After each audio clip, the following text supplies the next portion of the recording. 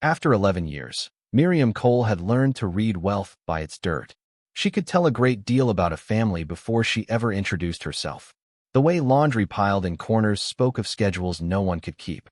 Crayon marks at child height on freshly painted walls told her about young ones left to their own devices while parents traveled. Wine rings on mahogany said loneliness better than any conversation could. She had cleaned 47 different households over the course of her career, if you could call it that, and she had come to understand that the insides of houses were the truest portraits of the people who lived in them. Messier than any photograph. More honest than any introduction. By the end of this story, I'm also going to share something special with those of you who stick around to the end, something that can help you in your personal life. But first, let's get back to. The Aldridge house was different from the first morning she set foot in it, 8 years back. Most wealthy clients met her at the door with a list. What to clean, what not to touch, which rooms were off-limits, usually framed as storage concerns or privacy issues, but really meaning there were parts of their lives they wanted no one, not even a paid housekeeper, to see up close. Constance Aldridge had met her at the door too, but instead of a list, she held 2 cups of coffee. One of them she extended toward Miriam without preamble, as if they had been acquaintances for decades, and this was simply how mornings worked. Miriam took the cup more from surprise than anything else. "I don't care how it smells," Constance had said, her first words to Miriam in 8 years of Thursdays. "I care how it feels. Clean is a feeling, not a certification." She was 81 then, moving with the careful deliberateness of someone who had given up being in a hurry some years ago. Thin and straight-backed, with silver hair kept short and practical, and eyes the color of old pewter that took in everything without appearing to look at anything. The house behind her was enormous. 3 floors of Georgian architecture set back from the road on 5 acres of property that had once been landscaped with intention but was now growing back toward its natural inclinations. The paint was peeling slightly at the eaves. One of the second-floor shutters hung at an angle. The driveway had cracked along its center seam and grass had grown into the gap like something reclaiming a debt. None of that bothered Constance. Miriam would learn, over 8 years of weekly visits, that the woman was indifferent to appearances in a way that required genuine confidence. She had the kind of certainty about herself that could not be purchased and did not need to be displayed. The peeling paint was simply a lower priority than other things. The broken shutter was on her list, and the list was long. What Miriam did not know on that first morning, pulling her supply kit from the back of her 15-year-old Civic and walking up the cracked driveway toward the house, was that she was meeting the person who would rearrange the entire remaining architecture of her life. She didn't know that 6 weeks after her 51st birthday, she would receive a phone call from a lawyer named Garrett who would use words she had to ask him to repeat 3 times because they did not seem to belong in any sentence directed at her. She did not know that the house she was about to clean for the first time would one day be hers. Nobody could have known that. Constance had known, but she had kept it to herself with the same comfortable authority she applied to everything else. The mornings started the same way for 8 years. Miriam would leave her apartment on Forsyth Street at 7:15 before Danny got up for school, leaving a note on the counter and $20 for whatever he needed during the day. She would drive the 40 minutes out through the eastern part of the county to where properties got larger and further apart and the roads lost their sidewalks. She would park at the end of the Aldridge driveway, gather her kit, and walk to the front door where Constance would sometimes be waiting with coffee and sometimes would have already left for her morning walk, in which case Miriam would let herself in with the key kept under the 3rd flagstone from the left. She knew the house the way you come to know any place you have tended for years. She knew which floorboards creaked in the second-floor hallway and which held silent. She knew that the kitchen faucet leaked from its left handle and that Constance did not want a plumber because she had already called 3 and not one of them had fixed it properly. She knew that the study windows sweated condensation in cold weather and had to be wiped before the sills rotted further. She knew the smell of each room at different seasons, the specific combination of old wood and stone floors, and the books that lined nearly every wall of the main floor. She did not know the 3 rooms she had never been allowed to enter. There was the door at the far end of the east hallway on the 2nd floor. Solid oak, painted the same cream color as the surrounding walls, with a brass handle that never showed a fingerprint no matter how dusty the rest of the hallway got. which told her it was used regularly, even though she never once saw Constance go through it. There was the basement door off the kitchen, which Constance had described as a flooding problem, an old drainage issue never properly resolved, and she had gestured in a way that closed the subject. And there was the narrow door at the back of the master bedroom closet, which Miriam had noticed on her third visit while organizing winter coats, and realized the closet extended further back than the room's exterior dimensions made sense for. She never mentioned the closet door. Some things you left alone. That had been her professional code for 11 years, and she had never violated it. She cleaned what she was paid to clean, she moved nothing she did not need to move, and she went home. The code had served her and her clients both.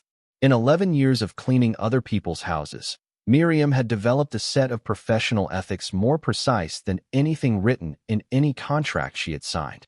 She did not move personal items more than necessary to clean beneath them. She did not read anything left open on desks. She did not listen at doors when people were on the phone. She did not look in medicine cabinets, though she cleaned around them. The money was deposited into her account on the first of each month, a standing transfer Constance had set up early on that she occasionally increased without warning or explanation.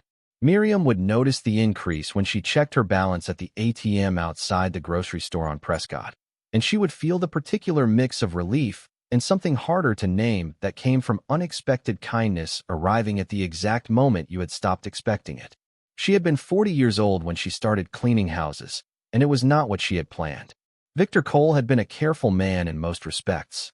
He had life insurance, a will that left everything to Miriam and their 2 children, a sensible minivan with good tires, and a consistent habit of calling when he was running late.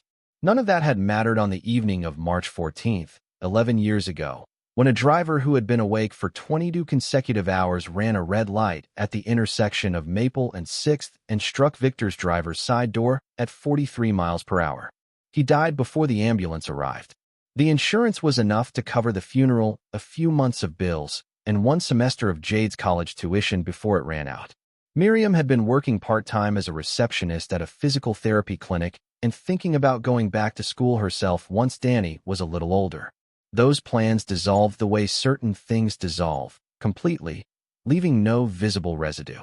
She got her cleaning business license 3 months after the funeral, printed 50 flyers at the library on Prescott, and pushed them through mailboxes in the wealthier neighborhoods east of town. She got her first 3 clients from those flyers. Within a year, she had 11. Within 3 years, she had 18, more than she could handle alone, and she hired a woman named Dottie to help on Tuesdays and Wednesdays. Dottie was 62 and had been cleaning houses since she was 19 and knew things about the work that Miriam was still learning, like how to get red wine out of raw silk and how to stand in a client's kitchen with someone who was crying at the counter without making either of them feel worse about it. The business kept them alive. Jade finished her associate's degree at the community college, then stopped. Danny grew from a quiet 7-year-old who drew pictures of trucks to a quiet 14-year-old who read science fiction novels and took apart electronics, and put them back together with a seriousness that suggested he understood something about broken systems that most people his age hadn't gotten around to thinking about yet. Miriam's back developed a persistent ache from the bending and lifting. She bought a good mattress secondhand and tried to stretch in the mornings, and the ache became something she managed rather than something that stopped her. She did not think of herself as suffering. She thought of herself as working. Those 11 years had given her an education available to almost nobody else. She had moved through the private rooms of 47 households and learned that wealth, in its daily texture, was not what most people imagined it to be from the outside. It was not happiness distributed evenly across large square footage. It was not gratitude made visible. It was not even security, or not always. She had cleaned for a man who owned 3 vacation properties and kept a bottle of sleeping pills in every bathroom. She had cleaned for a couple whose house was meticulous and whose marriage, evidenced by the sleeping arrangements and the increasingly separate food in the refrigerator, had been over for years. She had cleaned for a woman who spent $40,000 redecorating her study 3 times in 4 years because the room still didn't feel right, and Miriam had understood, watching her, that the room was never going to feel right because the problem was not the furniture.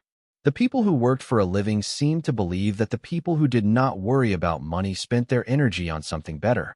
Miriam's 11 years suggested they spent it on the same things, just on a larger scale and with more options for decoration. But there was a version of her life she had stopped imagining sometime around year 4 or 5, somewhere between the client who had accused her of stealing a bracelet that later turned up in the woman's own coat pocket, and the morning she realized she could not afford to replace her vacuum cleaner and had borrowed one from Dottie for 3 weeks while saving up. The version of her life where things might still get better in ways she hadn't anticipated, where the arc of her days pointed somewhere she hadn't been yet.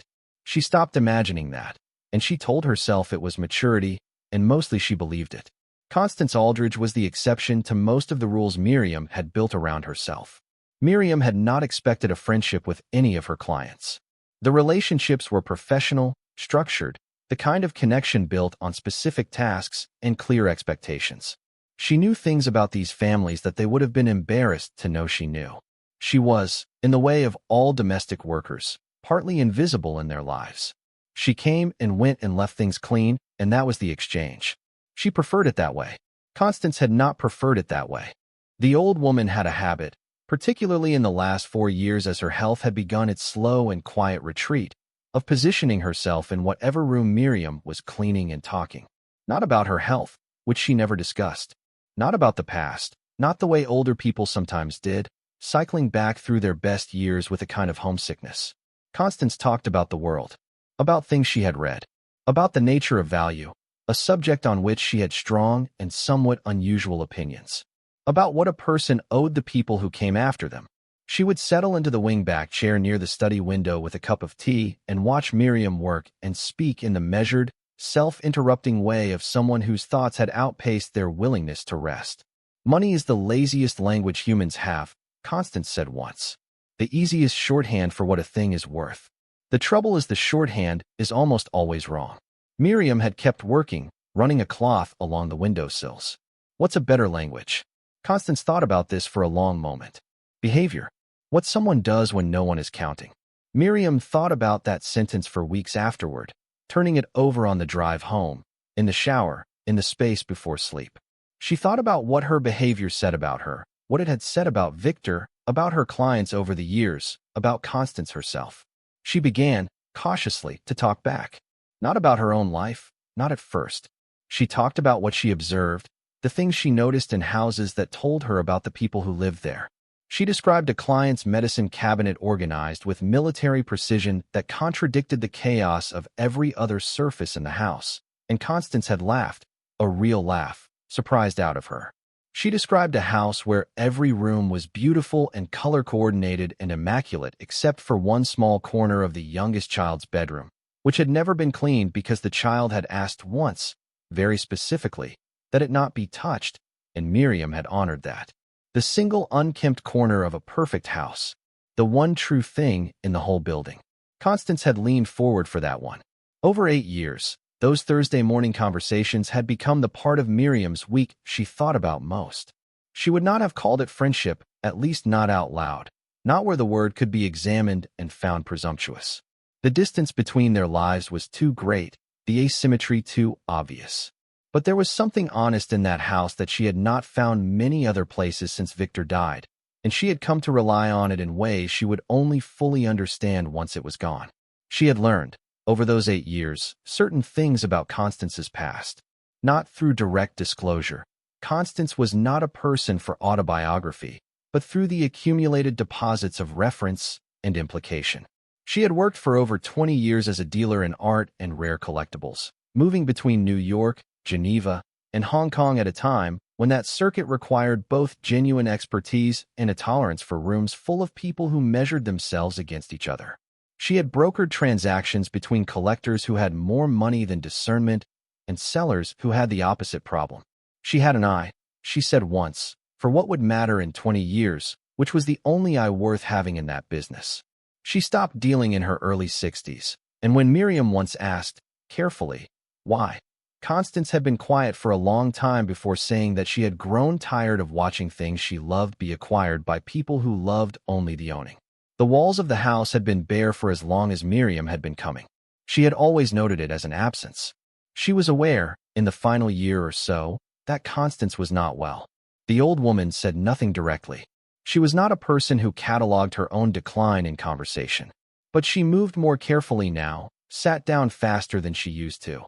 And there were mornings when the coffee cups were already on the table, but Constance was still upstairs, and Miriam would clean the first floor in silence and find her emerging at 11, thinner, quieter, with a look in her pewter eyes that had more inward focus than usual.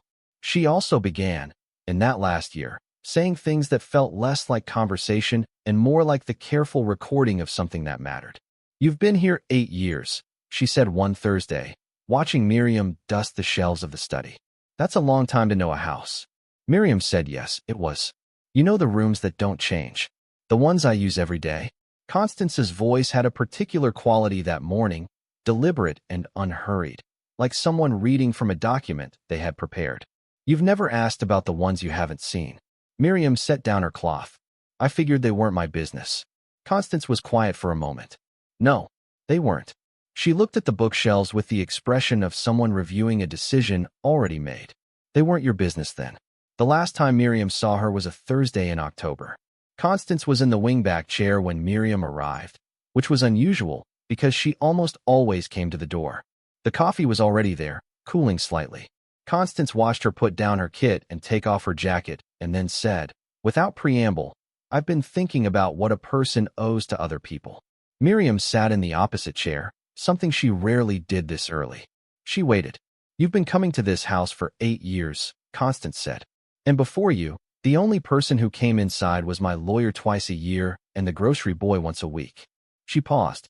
"I don't believe I've been lonely. I believe I've been choosing who deserved to be here." Miriam held her cup and said nothing. "I had a son," Constance said. "I probably still have a son. Whether he still considers himself to have a mother is a different matter." She looked out the window at the pines pressing in along the western edge of the property. "He is the kind of person who confuses what he is entitled to with what he has earned. I made mistakes in raising him. I don't know precisely where, but I know the result. What does he want? What he has always wanted." She turned back to Miriam. "Everything that is here. All of it.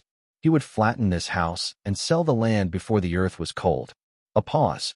"I've been making arrangements," Constance said, "for some time now. I want you to know that." Miriam drove home that afternoon thinking about the conversation and not knowing what to do with it. It had felt like something being said, something with weight and intention underneath the words. But she had no frame for it. She went home and made pasta for Danny and watched him eat with a book propped against his water glass and thought about Constance in that chair and the word arrangements and could not make anything useful of it. 3 weeks later, Constance Aldridge died. Miriam got a call from a nurse at the county hospital who told her she was listed as an emergency contact, which was the first Miriam had known of that. She sat in her car outside the grocery store on Prescott for 10 minutes before she was able to drive.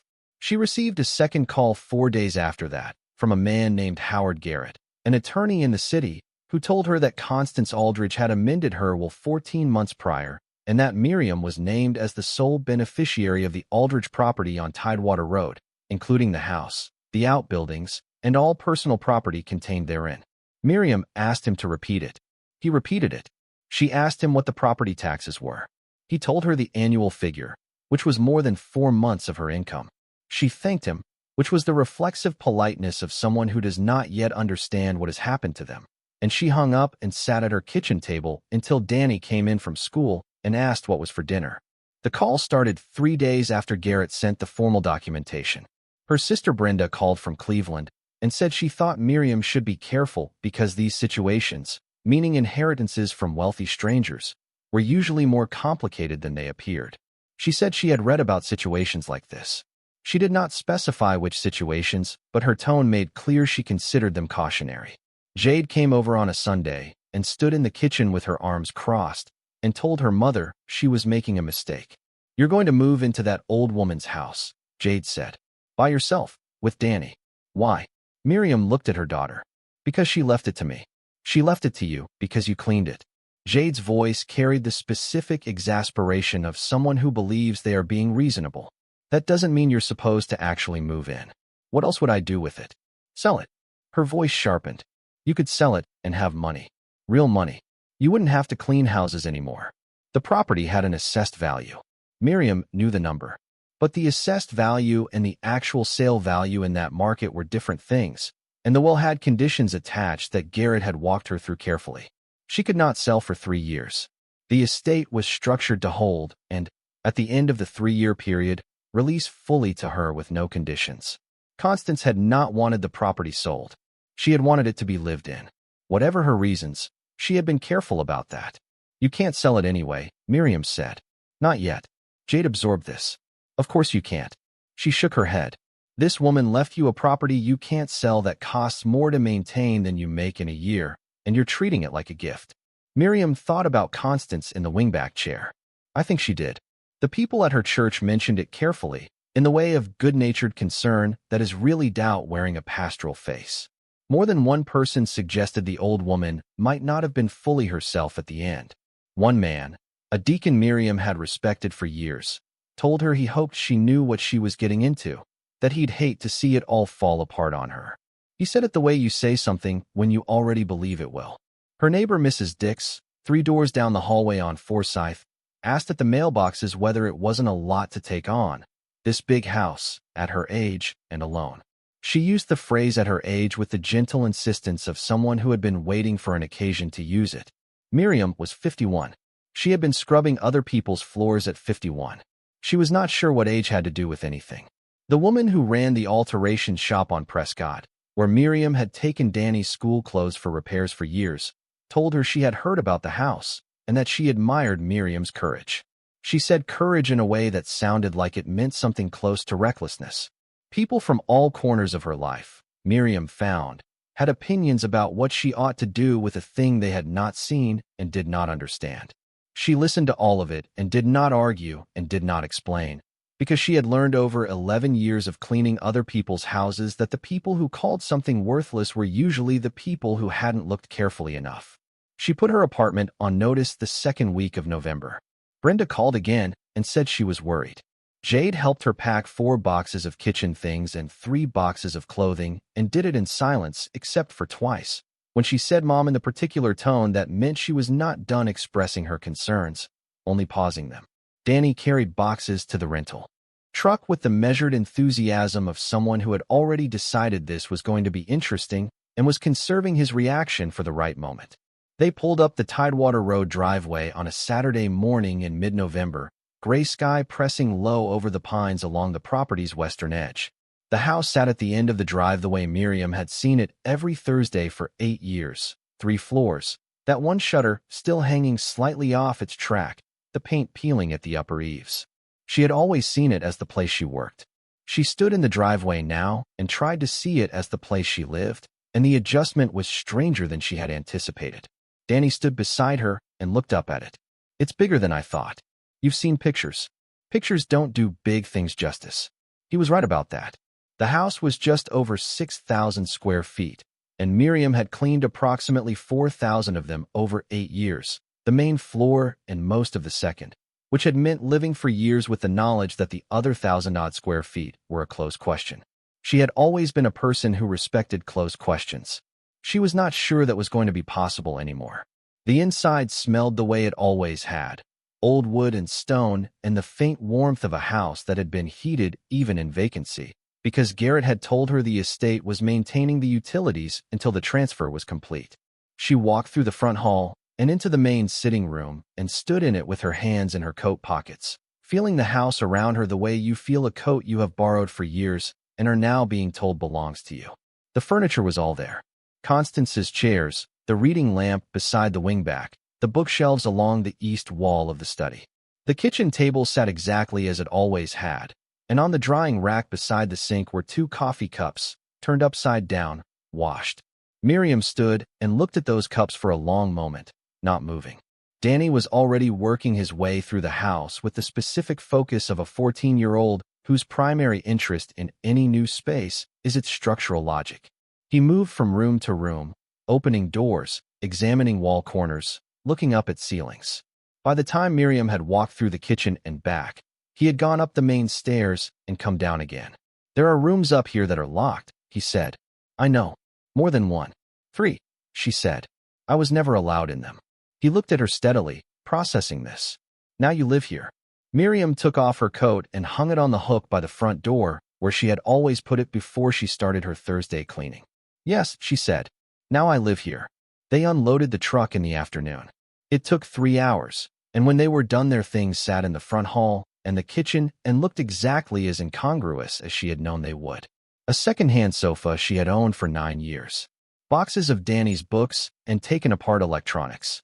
Her cast-iron pan, which was the cooking implement she trusted most in the world. None of it fit the house in any visual sense. The house had been furnished with a specific intelligence, everything chosen to last and to mean something, and her things had been chosen mainly to survive on a budget. The two collections shared the space with a wariness. Danny set up the router before he made his bed. Miriam started on the kitchen. That night they ate pasta at Constance's table because it seemed wrong to eat anywhere else, and after dinner Danny asked her what the plan was.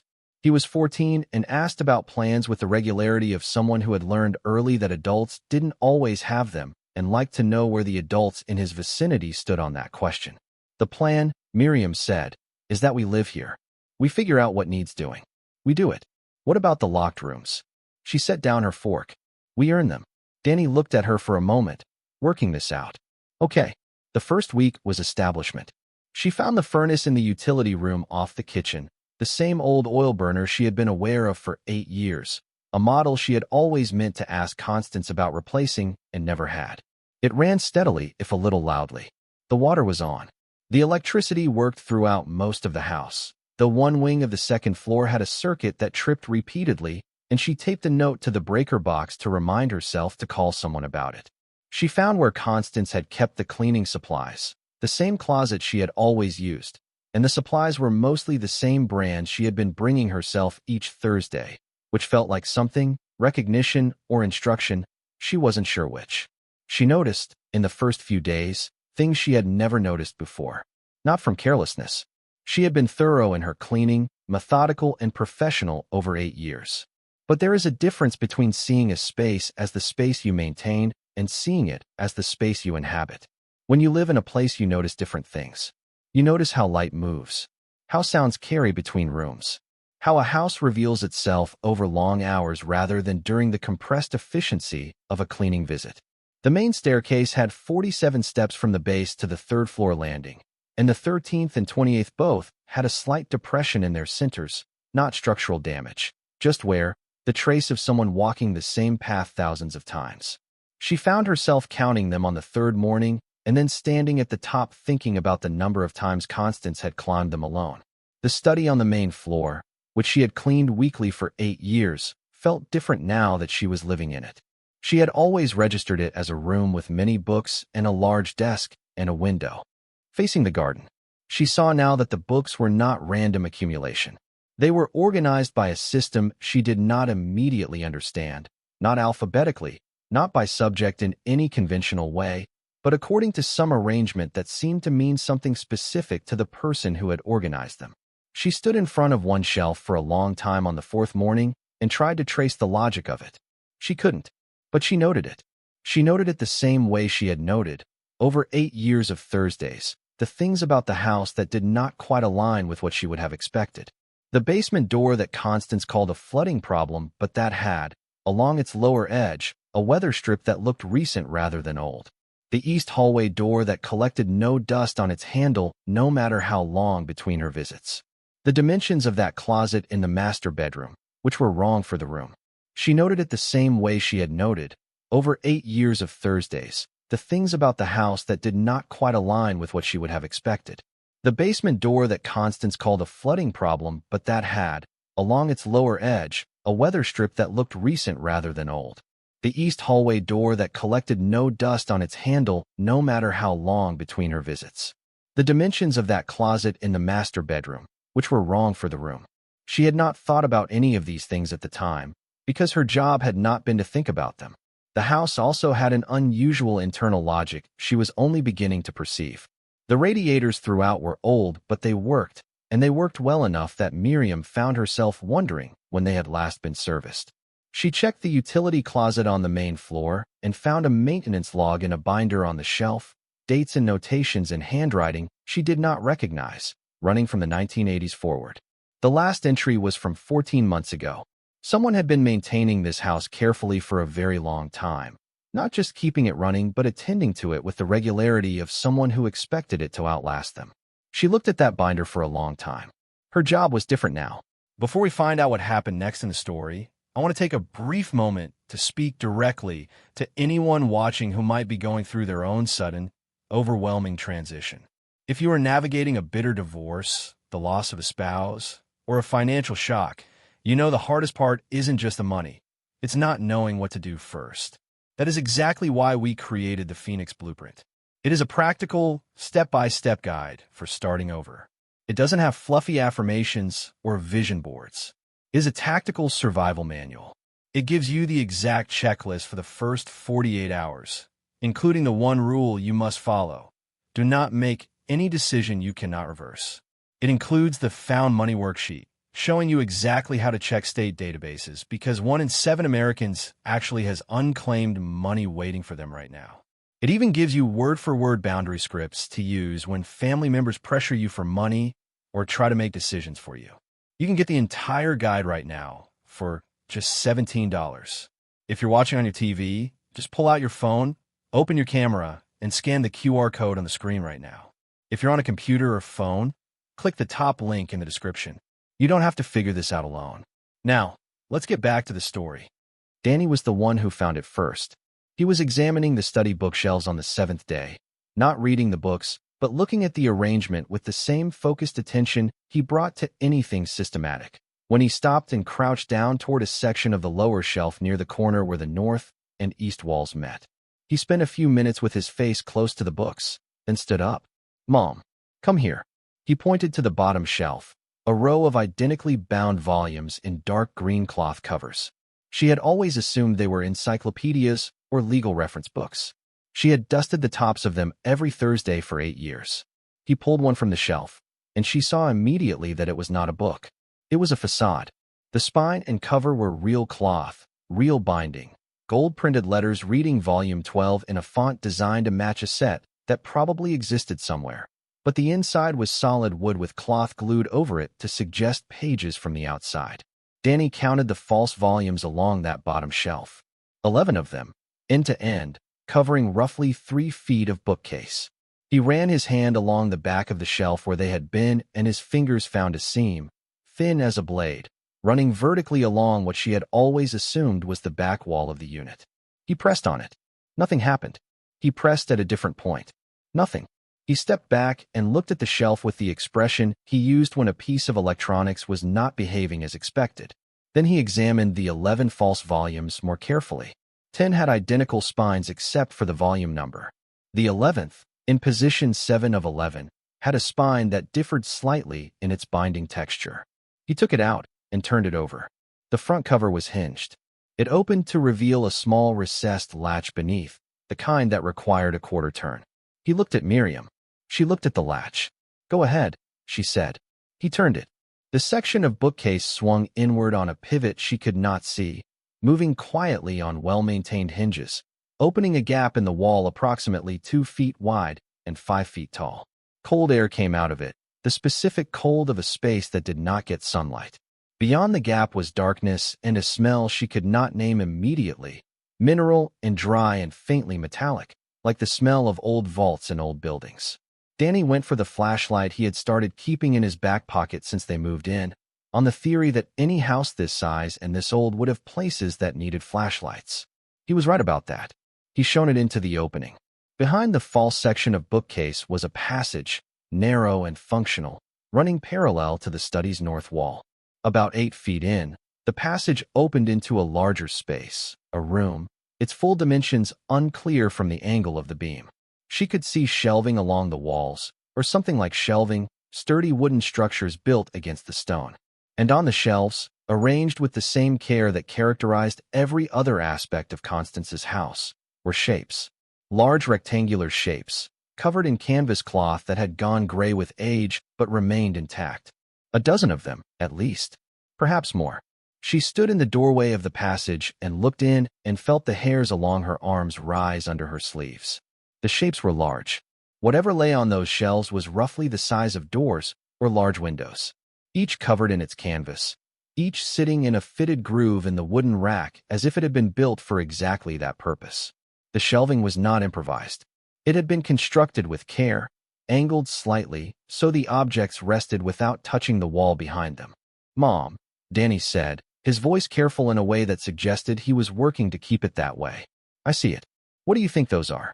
She did not answer, because she was counting. And because she had cleaned Constance Aldridge's house for 8 years, had noticed the things the old woman had and had not put on her walls, had remarked to herself more than once that a woman of this evident means had almost no art in her home. Nothing on the walls except a few framed photographs in the upstairs hallway and a small print in the kitchen. For a woman who had once worked, according to references in their conversations, as a dealer in art and rare collectibles, someone who had spent 20 years brokering sales between collectors and galleries on 3 continents, the bare walls had always struck Miriam as a particular kind of absence. She had cleaned around that absence for 8 years without naming it. She thought she might have a name for it now.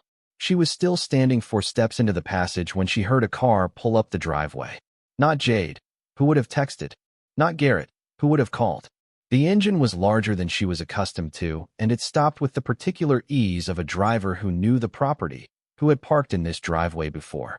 She went back through the study and to the front window. The man who stepped out of the black Escalade was tall, late 50s, with the particular build of someone who had once been athletic and was maintaining a diminished version of it through deliberate effort. He wore a coat that cost more than Miriam's car. He stood in the driveway and looked at the house with an expression she had learned, over 11 years, to recognize in an instant. He was cataloging it, not seeing it as a home or a history or the place his mother had lived for decades. He was seeing square footage and lot size and condition assessment and sale potential. She had seen that exact look on the faces of developers who walked through properties before demolition, looking for salvageable materials rather than rooms. She had seen it on the faces of people inheriting things they had not earned and intended to convert to cash as quickly as possible. He looked up from the house to the front window and saw her. He did not appear surprised. He had expected her to be here, which meant he had been tracking the transfer of the estate more carefully than she had been tracking him. He put his hands in his coat pockets and walked to the front door and rang the bell, which was something she had never in 8 years heard anyone use. Constance had not been a person for bells. She opened the door. He extended a hand with the smooth efficiency of someone accustomed to being recognized. "William Aldridge," he said. "I believe you know who I am." She did. Constance had given her that name years ago, in a conversation that had not been warm, and she had seen a photograph of him once on the study desk, from some years back, when he would have been in his 30s. In person, he was older and more deliberate, the kind of man who had settled a long time ago into certainty as a primary mode of being, because certainty had almost always worked out for him. She gave him her name, though she suspected he already had it from Garrett's filings. He said he was sorry for her loss, which she understood to mean he was sorry for his own loss in a way he considered diplomatic to frame as hers. He said there were complicated considerations with any estate of this size. She said she was sure there were. He said his lawyer had been in contact with her lawyer. She said she was aware. He let a moment pass in which she was supposed to feel the weight of his resources against hers, the asymmetry of the situation, the general inadvisability of standing where she was standing. She recognized the moment. She had cleaned houses for people like this for 11 years, and she knew exactly what the pause meant. It was a pause that expected a particular kind of response, the kind that began with apology and moved toward accommodation. She did not respond. "I'd like to come in," he said. She stepped aside. He walked into the front hall and stood the way she had stood on the first day, looking at the house and resetting his understanding of it. For a moment, something showed in his face that she had not expected, not calculation, but a flash of something older, something that might have been grief wearing anger's old clothes. It lasted only a moment before it was managed back into neutral expression. "My mother and I had a complicated relationship," he said. He was looking at the hallway, not at her. "As I'm sure she told you. She mentioned it." He turned. "She talked to you. Came here every Thursday for 8 years, and she actually talked to you." "That's right." He nodded once, a single deliberate motion. "She told you things she would never have told me." He did not make it an accusation. He made it a point of record, something to be acknowledged before moving forward. "I don't know what she would or wouldn't have told you," Miriam said. He looked at her for a long moment, and she looked back, and neither of them looked away. I'm going to be straightforward with you, he said. I think that's better for everyone. I don't believe my mother was fully competent when she changed her will. I believe she was isolated and that isolation made her vulnerable, and that a relationship with a paid employee, however well-intentioned, is not an appropriate basis for a bequest of this magnitude. He said it cleanly, without hostility, each word placed with the care of someone reading from a document they had prepared in advance. Your lawyer has the documentation of our legal position, he said. We'll be filing a contest within 30 days. I'd encourage you to think seriously about a negotiated settlement. It would save both of us a great deal of time and expense. He reached into his coat pocket and produced a card and held it out. My direct number, he said. She took the card. He looked around the hall once more, his gaze moving over the furniture, the visible edge of the bookshelves through the study doorway, the staircase rising to the upper floors. He looked like a man doing arithmetic. She was supposed to feel very small. She understood that. She was supposed to stand in this hall in her second-hand coat and feel the particular smallness of someone who had stumbled into a space that belonged to people with more power and more money and more certainty about the world than she would ever have. She held his card in both hands and thought about Constance in the wingback chair, talking about what a person owed the people who came after them. She thought about the passage behind the false bookcase and the shapes resting on their shelves under gray canvas cloth, 1 dozen at least, perhaps more. She thought about 8 years of Thursday mornings and 2 cups of coffee and an old woman who had known things about value that most people spent their whole lives missing. She thought about the bare walls. She thought about 20 years in the art trade, moving between cities and collections, and the rooms of people who measured themselves against each other. She thought about Constance saying she had grown tired of watching things she loved be acquired by people who loved only the owning. And she thought about the care with which the shelving in that hidden room had been built, fitted and angled and designed to hold exactly what it held, not a solution improvised in a moment of caution, but a deliberate structure prepared by someone who had thought very carefully about what they were doing and why. Some debts, Constance had told her once. In that study, in that room where the secrets had already been waiting behind the wall, can only be paid forward. You can't settle them with the person who made them possible. They're already gone. What you can do is understand what they cost, and then decide what to do with what you've been given. Miriam looked at William Aldridge standing in his mother's front hall, very certain of his position in a situation he was very certain he understood. I'll have my lawyer be in touch, she said. He left the way he had arrived, unhurried, not troubling to look back at the house before getting into the Escalade. She watched from the front window until the vehicle turned out of the drive and disappeared behind the tree line. Then she walked back into the study. Danny was sitting cross-legged on the floor in front of the open passage, the flashlight in his lap, looking at the shapes on the shelves in the dark. Mom, he said. I counted 14. She lowered herself to sit beside him on the hardwood floor, her back against the base of the bookcase, looking in at the passage and the room beyond it, and the 14 canvas-covered rectangles sitting in their fitted grooves on their purpose-built shelving. Constance had been an art dealer. Constance had bare walls. 14 shapes in a hidden room that had not been opened in years, or possibly decades. And a woman who had known exactly what she was doing when she built the shelving, latched the panel, covered the volumes in green cloth with gold-lettered spines, and then spent her remaining years sitting in her wingback chair watching a housekeeper clean the room around them. Go get your laptop, Miriam said. Danny was already moving. Miriam made tea while Danny searched. She moved through the kitchen with the muscle memory of 11 years of making tea in other people's kitchens, filling the kettle at the sink where the left handle still dripped, setting it on the gas burner, getting cups from the shelf where Constance had always kept them. She had done this exact sequence 100 times as a hired cleaner. She did it now as someone who lived here, and the distinction was still finding its edges. Danny was at the kitchen table with the laptop and the focused expression he reserved for problems that deserved his full attention. He had found whatever the public record held about Constance Aldridge, which turned out to be less than he expected and more than Miriam had known. A few mentions in arts trade publications from the 1980s and 1990s. A short profile in a Christie's auction catalog from 1994. 2 sentences in an arts retrospective article about significant private dealers of the post-war European market. She brokered the Harrington sale in 1987, Danny said. That was a Monet. $63 million. He looked up at her. That was a lot of money in 1987. Miriam set his tea down beside the laptop. It's still a lot of money now. He kept reading. She stood beside him with her own cup and looked at the screen over his shoulder and tried to construct, from these fragments, a picture of the woman she had known every Thursday for 8 years. The woman who had met her at the door with coffee and told her that clean was a feeling and not a certification. The woman who kept 2 cups on the drying rack and bare walls and a passage behind the bookcase with 14 shapes on purpose-built shelving. She also located a Klimt drawing in a Geneva storage unit in 1991 that the catalogs had listed as destroyed in the war, Danny said. Spent 2 years authenticating it before it sold. He squinted at the screen. $22 million. And that was for a drawing. A study, they called it. Not even a finished painting. He scrolled further. Retired from active dealing in 2003. No public record after that. No interviews. No auction appearances. No institutional affiliations. She just stopped.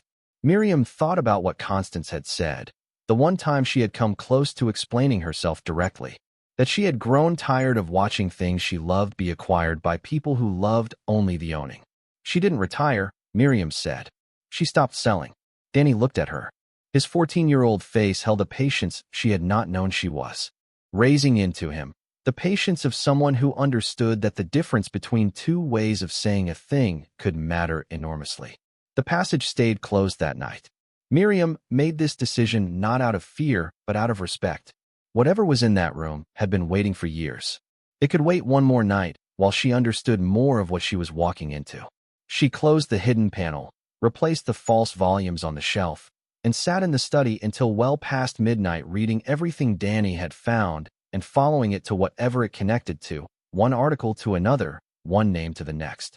By 1 in the morning, she had a reasonable picture of Constance Aldridge's professional life. A dealer who had worked at the highest levels of the European and American secondary market for close to 3 decades. A woman with an eye for things that would matter, as she had put it, an ability to locate significance before the market confirmed it, and to value authenticity over pedigree. She had made herself indispensable to a generation of collectors who trusted her judgment more than they trusted the major houses.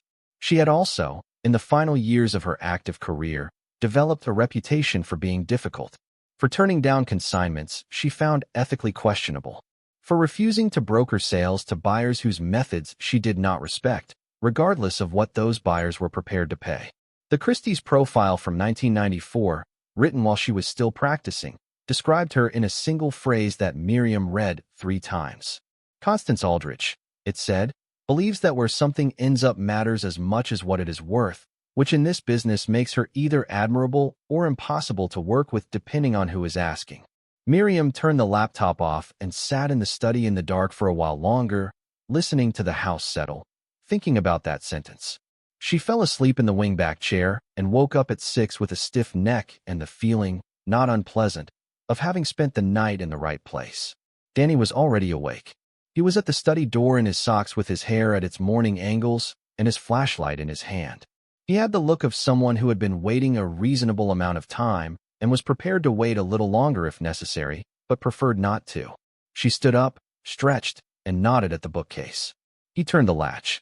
The passage smelled the same as it had the afternoon before, mineral and dry and held, the specific stillness of a space that had been sealed against time.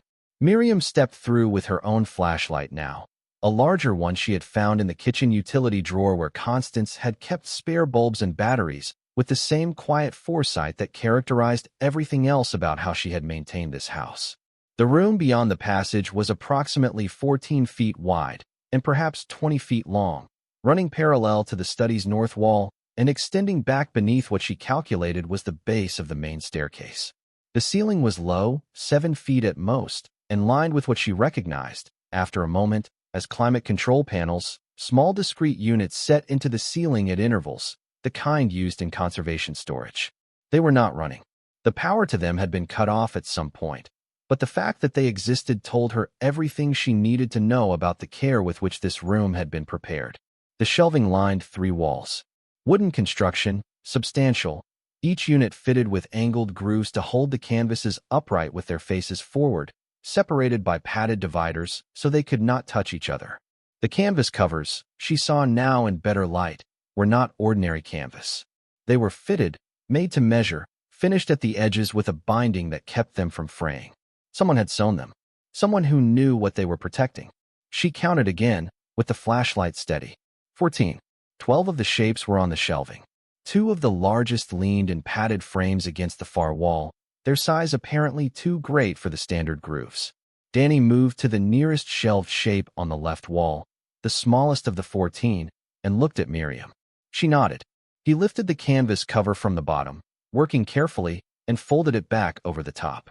The painting beneath was small, perhaps 18 inches by 24. A woman seated at a table, looking not at the painter but at something beyond the frame, her expression one of that particular distracted attention that is not distraction at all but concentrated inner life. The style was unmistakable even to Miriam, who had no formal training in art history, because she had spent 11 years cleaning the houses of people who owned art and had therefore spent thousands of hours in the presence of it. The loose brushwork, the way light was not depicted but implied, the tonal harmony of the whole thing accomplished through means she could not have articulated but could feel. She stepped closer until she was close enough to see the individual marks of the brush, the confidence in each one, the quality of decision in every application of paint that told her this had been made by someone who was not searching but arriving. Each mark a certainty rather than a question. The woman in the painting did not look happy or unhappy. She looked present. She looked like someone fully inhabiting the moment she was in, which was rare in paintings the way it was rare in life.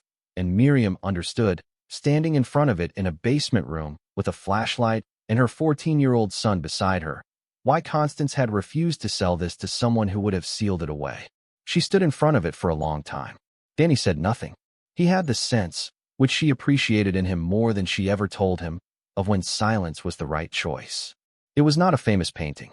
She did not recognize it from any reproduction she had seen, but it was extraordinary in the way that genuine things are extraordinary, not loudly, not in a way that needed announcement, but with the quiet insistence of something that had always been true and was still true and would continue being true regardless of who stood in front of it. She had cleaned around remarkable objects for 11 years and learned to feel the difference between things that were expensive and things that were real. This was real. How old do you think it is? Danny said finally. Late 19th century, probably. She stepped closer, studying the surface. Maybe earlier. He had his phone out and was photographing it in the flashlight beam, angling for the best light with the methodical patience of someone who had decided documentation came before anything else. They went along the shelves together. Miriam lifted the canvas covers one by one while Danny photographed and noted what he could in a spiral notebook he had brought from his room. Each painting was extraordinary in a different register. A small bronze figure on a wooden base stood between 2 canvases, wrapped in acid-free tissue so thoroughly that only its approximate shape was visible. A second painting, larger, showed a landscape with the compressed emotional weight of something much wider than its actual dimensions, mountains behind a valley in a palette that suggested Central Europe, somewhere cold in autumn. A third, barely larger than a book, was a drawing in silver point on prepared paper, a face done with the kind of economy that only comes from complete mastery. By the time they reached the 2 large pieces leaning against the far wall, Danny had filled 3 pages of notes, and Miriam had run out of the language she had for what she was looking at. The larger of the 2, uncovered, was roughly 4 feet by 5, a figure painting in oils with the crackling surface that came from old resin varnish and the kind of patina built over decades in the right conditions. She did not know who had painted it. She knew it mattered. Behind the second large piece, fitted into a recess in the stone wall that she would not have noticed without the flashlight, was a metal box the size of a legal file, painted green, secured with a combination lock. Danny found it and said nothing. He just shone the beam on it and waited. Miriam crouched down and examined the lock. It was a 4-digit combination. She sat back on her heels and thought about the bookshelves in the study, the organized logic of them, the specific care with which everything in this house had been placed.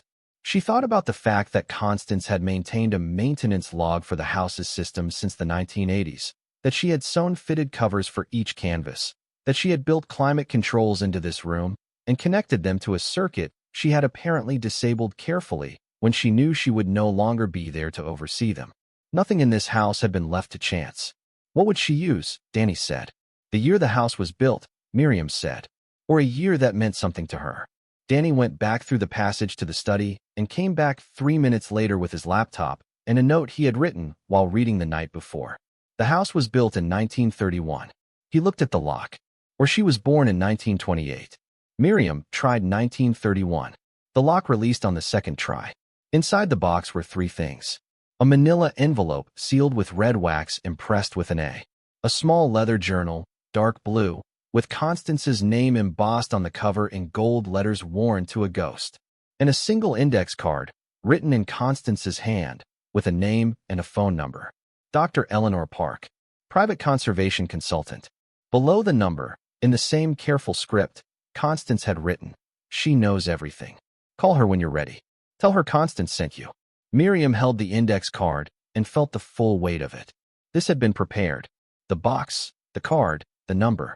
Constance had known Miriam would find the passage eventually, had built into the room's logic enough mystery to ensure a curious person would keep looking, had left the combination findable by the right person with a little patience. She had orchestrated this the way she had apparently orchestrated everything in her professional life, with care and foresight and a long view of what mattered. She opened the manila envelope. Inside were 14 sheets of paper, each one corresponding to one of the pieces in the room. Each sheet carried a heading, a title, or a brief description of the work, followed by a provenance chain in Constance's handwriting, acquisition dates, previous owners, exhibition histories, condition notes. Each sheet also carried, in red ink in the bottom right corner, a number. Miriam looked at the numbers. She looked at them again. She sat down on the stone floor of the hidden room with the flashlight between her knees and read each sheet from beginning to end, slowly, starting over when she reached the end, because she needed to be sure she was reading it correctly. Danny sat down beside her and read over her shoulder. He got through 4 sheets before he said, his voice very controlled, "Mom. These numbers. I see them. Combined. I know." He did the arithmetic on his phone. Even with her estimation of what some of the numbers represented, rough assessments written in red ink, by someone who had known this market intimately for 30 years, the total was staggering. Not the kind of number she had any frame of reference for. $430 million, approximately, based on Constance's own assessments, which she had updated, according to the dates, as recently as 15 months ago. They sat on the cold floor of the hidden room for several minutes, both of them quiet, the flashlight beam falling on the canvas covers, and the purpose-built shelving, and the fitted grooves, and the climate control panels that had once kept all of this at the exact temperature and humidity required to preserve it for as long as necessary. Then Miriam picked up the leather journal and opened it.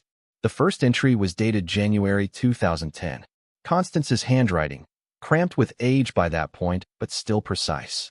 "I have made a decision that will require some explanation. The explanation is this journal. I have spent 40 years in this trade, long enough to understand that the art market is not a moral institution, has never claimed to be one, and is in fact one of the most effective mechanisms ever devised for the conversion of private greed into the laundering of cultural status. I participated in this system and I benefited from it, and I do not pretend otherwise. But in 2007, a man named Aldridge came to me with a proposition." Miriam stopped. She read the sentence again. She looked at Danny. He nodded once. "Keep reading." The name in the journal was William Aldridge. Her son, who had stood in the front hall 48 hours ago in his expensive coat and cataloged the house with a developer's eye and handed her his card and told her he would be filing his legal contest within 30 days. In 2007, Constance wrote, "William came to me with a buyer. A private collector in Riyadh who had been assembling a collection of major European works that would, I was told, be housed in a private museum open to no one. He offered my collection in its entirety for $300 million. At the time, the collection as I had assembled it over 40 years was worth perhaps $230 million on the open market.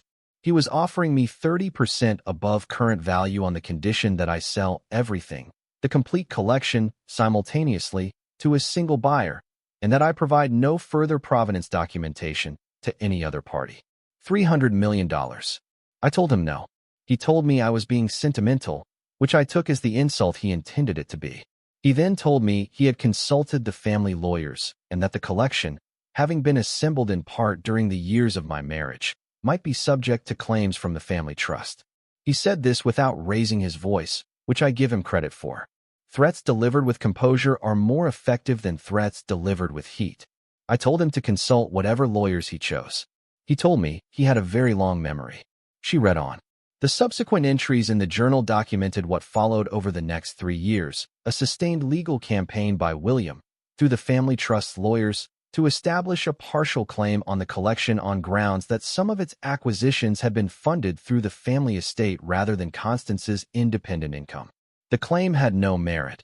She wrote repeatedly with a precision that suggested she had consulted attorneys of her own at length. But it had legs. It would take time, she wrote in 2011, and time costs money, and William has more money than I do now, and he knows it. And then, in an entry from March 2012, a single paragraph that stopped Miriam completely. I have moved the collection into the house. All of it. I have told no one.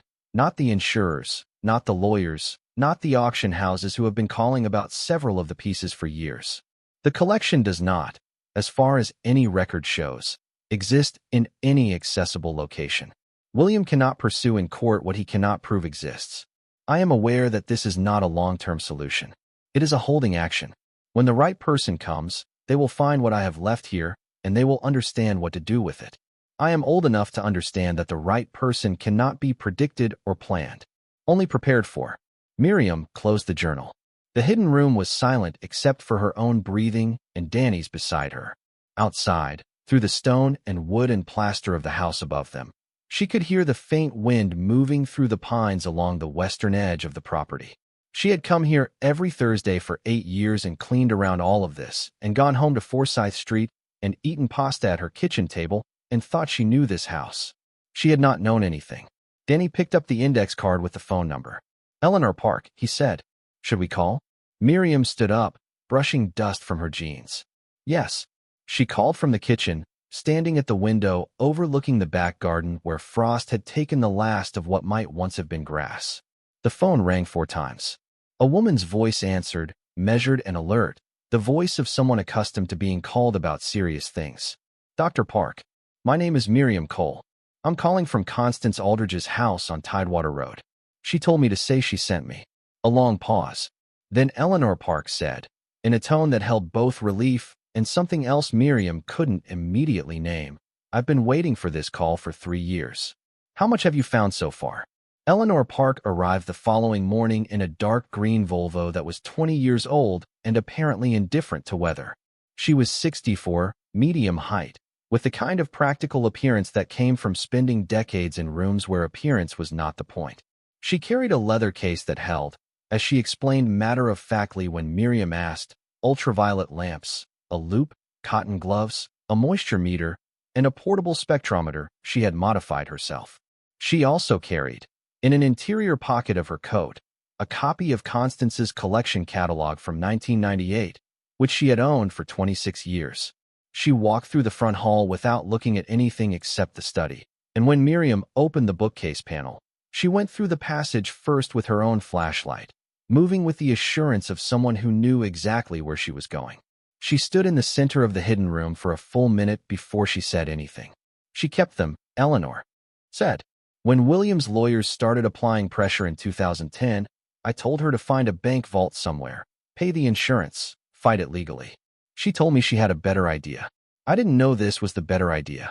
She set her case down on the floor and began removing her equipment. You knew her, Miriam said. For 30 years. I was a junior conservator at the Courtauld in the 1990s. She brought 3 pieces to us for examination, and I stayed in touch with her after that. When she stopped dealing in 2003, I was one of the people she told first. She said the business had changed in ways she didn't want to change with it. She was putting on her cotton gloves with the automatic movements of someone who had put on cotton gloves thousands of times. She looked at the 14 shapes in their fitted grooves and the 2 large pieces against the far wall with an expression Miriam could not read clearly, but which seemed to contain grief alongside recognition. There were 22 pieces when I last saw the collection in full, in 1998. She had sold 8 between then and 2010. The 14 remaining were the ones she would not sell, not at any price, not to any buyer. She had been offered significant money for several of them multiple times. She always refused. Why, Danny said. Eleanor looked at him with approval. Because they were the right pieces. The ones that had survived things that should have destroyed them. The ones that had complicated histories, provenance gaps, periods of disappearance. She used to say that a painting that had survived the 20th century intact was a moral achievement, as well as an aesthetic one, and that selling it to the wrong person for the right price would undo what the century had done. She began with the small woman at a table painting, examining it with the UV lamp first, then the loupe, moving across the surface with the patience of someone for whom time operated differently in front of a canvas than it did everywhere else. She said nothing for 12 minutes. Then she stepped back and looked at Miriam. This is the Renoir, the one listed as in an unknown private collection since 1962. 3 auction houses have been trying to locate it for 15 years. Constance acquired it in 1985 from an estate sale in Lyon and held it for 18 years before deciding it should not return to the market. She moved to the next piece. The landscape with the mountains turned out to be a Segantini, a painter Miriam had not heard of, but whom Eleanor described as one of the most significant alpine painters of the 19th century, whose work appeared rarely at auction and commanded prices that reflected the rarity. The silver point drawing on prepared paper was attributed to a German Renaissance artist whose name Miriam could not immediately retain, but who had, according to Eleanor, a total surviving body of work numbering approximately 30 pieces. This would be the 31st.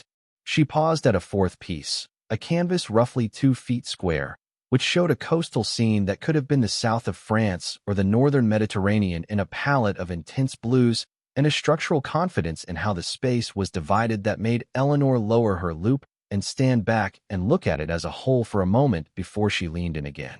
This one, Eleanor said, after examining it for several minutes with the UV lamp, was on a list of missing works distributed by a Dutch foundation in 1947.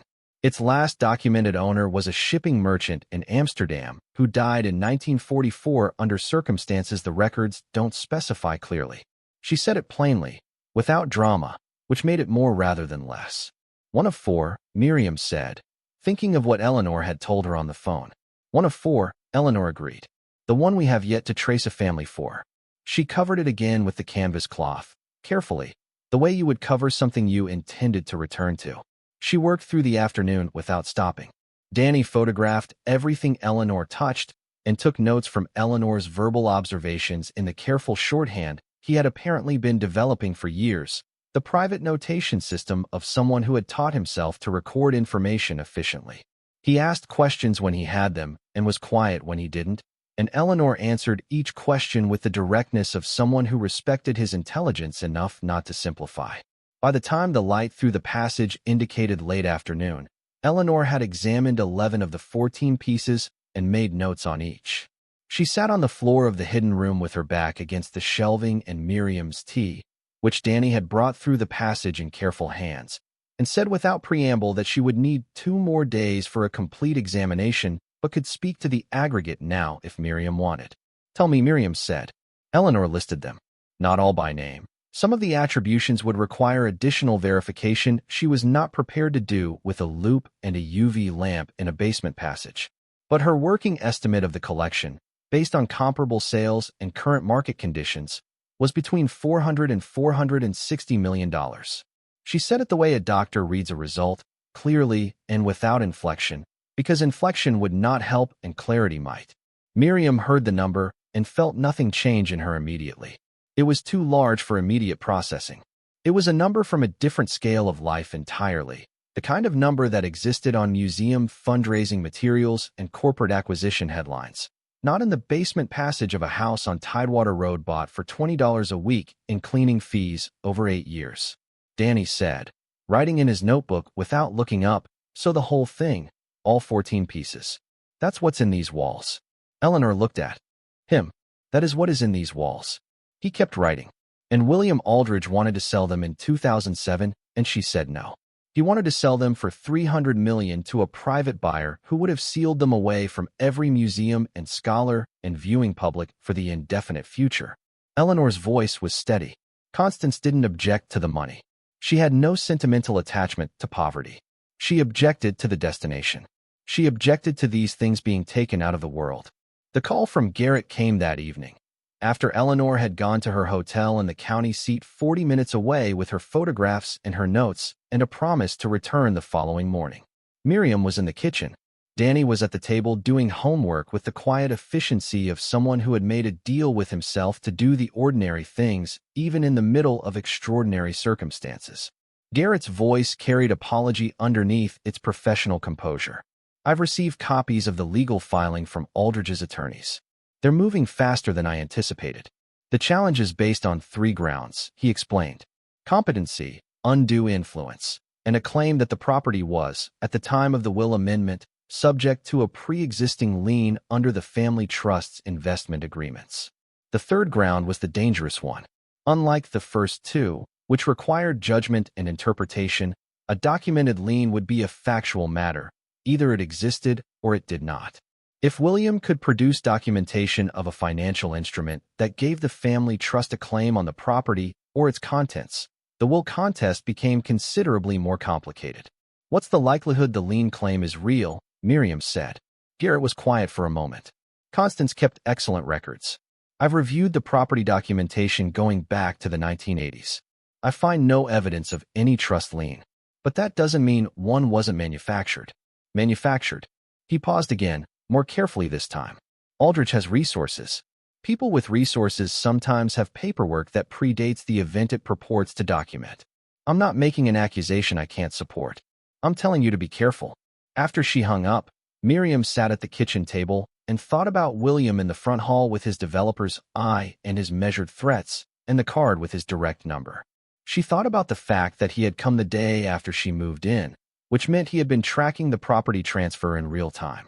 She thought about his face when he had walked into the hall and looked around, that single flash of something that was grief dressed in anger's clothes, and she wondered now whether he had been looking for signs of the collection, whether he had known it was here somewhere, whether the $300 million offer and the subsequent legal campaign and the prepared threats were all part of a longer effort to locate what his mother had hidden. He knew, she said. Danny looked up from his homework. He didn't come here because of the property. He came because he knows the collection is somewhere in this house, and he thinks I don't know where. Danny was quiet for a moment, absorbing this. If he thinks you don't know where it is, that's an advantage. Yes, it is. For how long? Miriam thought about the conversation in the hall, the things she had and had not said. Long enough, she said. I hope. Eleanor returned the next morning with a colleague she introduced only as Thomas, a man in his 60s with the specific reticence of someone who had been asked to keep the nature of his expertise quiet for the time being. He carried a case of his own and spent 4 hours in the hidden room with Eleanor while Miriam cleaned the main floor, which she had been neglecting, and Danny went to school because she had decided firmly that the disruption to their lives was not going to extend to the disruption of Danny's education. She was wiping down the study shelves when Eleanor came through the passage and sat in the wingback chair and looked at her with a directness that had none of the earlier professional circumspection. You should read the Blue Journal, Eleanor said. All of it. There is a section toward the end that Constance wrote specifically for whoever found the room. She asked me, when she wrote it, to make sure that person had the full context before they read it. The full context is what Thomas and I have spent 4 hours confirming. What did you confirm? That the collection is intact, complete, and in remarkable condition given what it has been through. Eleanor glanced at the passage, the open panel, and the cool air coming through it. That Constance's provenance documentation for every piece is thorough and will withstand any scrutiny. And that the aggregate value, conservatively assessed at current market, is $432 million. She said it the same way she had said it the first time, without inflection. Miriam set down her cloth. Read the journal, Eleanor said again. Then call me, and we will talk about what comes next. Miriam took the Blue Journal from the metal box, which she had brought up to the study the previous day, and sat in the wingback chair after Eleanor left and read from the beginning, slowly, in the gray November afternoon light coming through the study window. Constance's journal was not a diary in the conventional sense. There was no daily record, no accounting of meals or weather or social calls. It was a document of decisions, each entry a record of a choice made and the reasoning behind it. She had started it in January 2010, she explained on the first page, because she knew she was entering a period of conflict with her son and wanted a record that existed outside the legal system, where documents could be challenged and countered and buried. She wanted a record that simply told the truth of things. The entries about the collection were thorough and precise. When she had acquired each piece and from whom, what she had paid and why it was worth more, the approaches she had received to sell and the reasons she had declined each one. The 2007 approach from William and the buyer in Riyadh, described in detail that left nothing ambiguous about the nature of what was being proposed. The legal campaign that followed. And then, toward the back of the journal, in entries that were dated across the final 2 years of Constance's life, a section she had clearly written with a specific reader in mind. Miriam read it through once, then started from the beginning and read it again. "You have been coming to this house for some years now," Constance had written. "I will not pretend this surprises me. I chose you carefully, which is to say I chose to hire someone whose character I could observe under conditions that reveal character, and after some years I was certain. You are the person I was waiting for. I should explain what that means. I am leaving you the house. That is the simple part. But I am also leaving you the collection, and that is the complicated part, which is why I have spent considerable time documenting the circumstances that led to its current condition and location. The collection does not legally belong to my son. It never did. His claims in that direction are precisely what he believes they are, which is leverage, not law. He knows this. He is counting on the asymmetry of resources between you and him to make that distinction academic. He is a man who has spent his professional life understanding that the difference between what is legal and what is achievable is mostly a question of who can afford the patience to find out. I am telling you this so that you understand the nature of what you are walking into. But I am also telling you something else. Miriam paused here and looked out the window at the pines and the November sky and the propulsion of clouds moving from west to east over the property, gray and purposeful, and then she looked back at the page. I spent 40 years in this business watching things of extraordinary beauty and historical significance pass through the hands of people who measured their worth in numbers because numbers were the only language they had available. Some of those people were not malicious. They simply didn't have any other way of seeing. I had sympathy for some of them, in the end. But I also understood, somewhere around my 60th year, that accumulation is not stewardship. That owning a thing and being responsible for it are not the same activity, and that the second one is considerably rarer and considerably more important than the first. I am old enough to know that most of what I accumulated I was merely temporary custody of. It belonged to the world. It was passing through my hands for a while, and my responsibility was to pass it on to the right next hands. You are the right next hands, Miriam. Not because you know anything about art. You don't, or not yet, though you have better instincts than you realize. But because you understand what it means to be responsible for something that belongs to other people. You have been doing that your entire professional life, coming into houses that belong to other people, caring for what is inside them, taking nothing, leaving them better than you found them, and going home. That is what I need from you now. On a larger scale, with considerably more at stake. The collection should not stay hidden. I want it seen. I want it in institutions where people can stand in front of it and have the experience of it, which is the only thing art is ultimately for. I want the pieces that have complicated histories, the ones that were taken from families during the war years, returned to those families or to institutions that represent them. I have documented what I know of those histories in the provenance sheets. Eleanor Park knows the rest. My son will fight you. He will file legal claims and apply financial pressure, and he will use the asymmetry of resources I mentioned because it is the only tool he has, and he is not a man who fails to use the tools he has. But he does not have what you have now. You have the documentation. You have Eleanor. You have the collection itself, intact, in this room. And you have something William has never understood the value of, which is that people who have worked for their entire lives to maintain things that matter, for the benefit of other people, for no recognition and no reward, possess a kind of credibility that money cannot manufacture. The world tends to underestimate people like you, Miriam. That is their mistake. Use it. There was one more sentence, at the very bottom of the final page, in handwriting that was slightly less controlled than the rest of the journal, as if it had been written when she was tired or in the last of the light. The house is yours. So is what is in it. So is whatever it teaches you. I hope you'll find, as I did eventually, that the right responsibility is the best kind of wealth there is. Miriam closed the journal and held it in her lap and looked out the window for a long time. The pines were moving in the afternoon wind, dark and certain, rooted to the property the way some things were, the way some things refused to be moved regardless of what came at them. The house settled around her with its old creaks and the faint protest of a furnace doing its work. The study smelled of old books and something underneath that she had never been able to name, the smell of the house itself, which was the smell of all the years and all the decisions and all the things kept and held and protected within its walls. She was still sitting there an hour later when her phone rang. The number was not one she had stored, but she recognized the prefix, the same exchange as the business card in her coat pocket. She answered. William's voice was the same as it had been in the hall, measured and without hostility, the tone of a man who was entirely sure of his ground. I hope I'm not interrupting. You are, she said. What do you need? A pause, brief, recalibrating. I've been thinking about our conversation the other day. I believe we got off on the wrong footing. I said some things that were perhaps less diplomatic than I intended. She waited. I'd like to make you an offer, he said. A direct one, without lawyers or filings or any of the rest of it.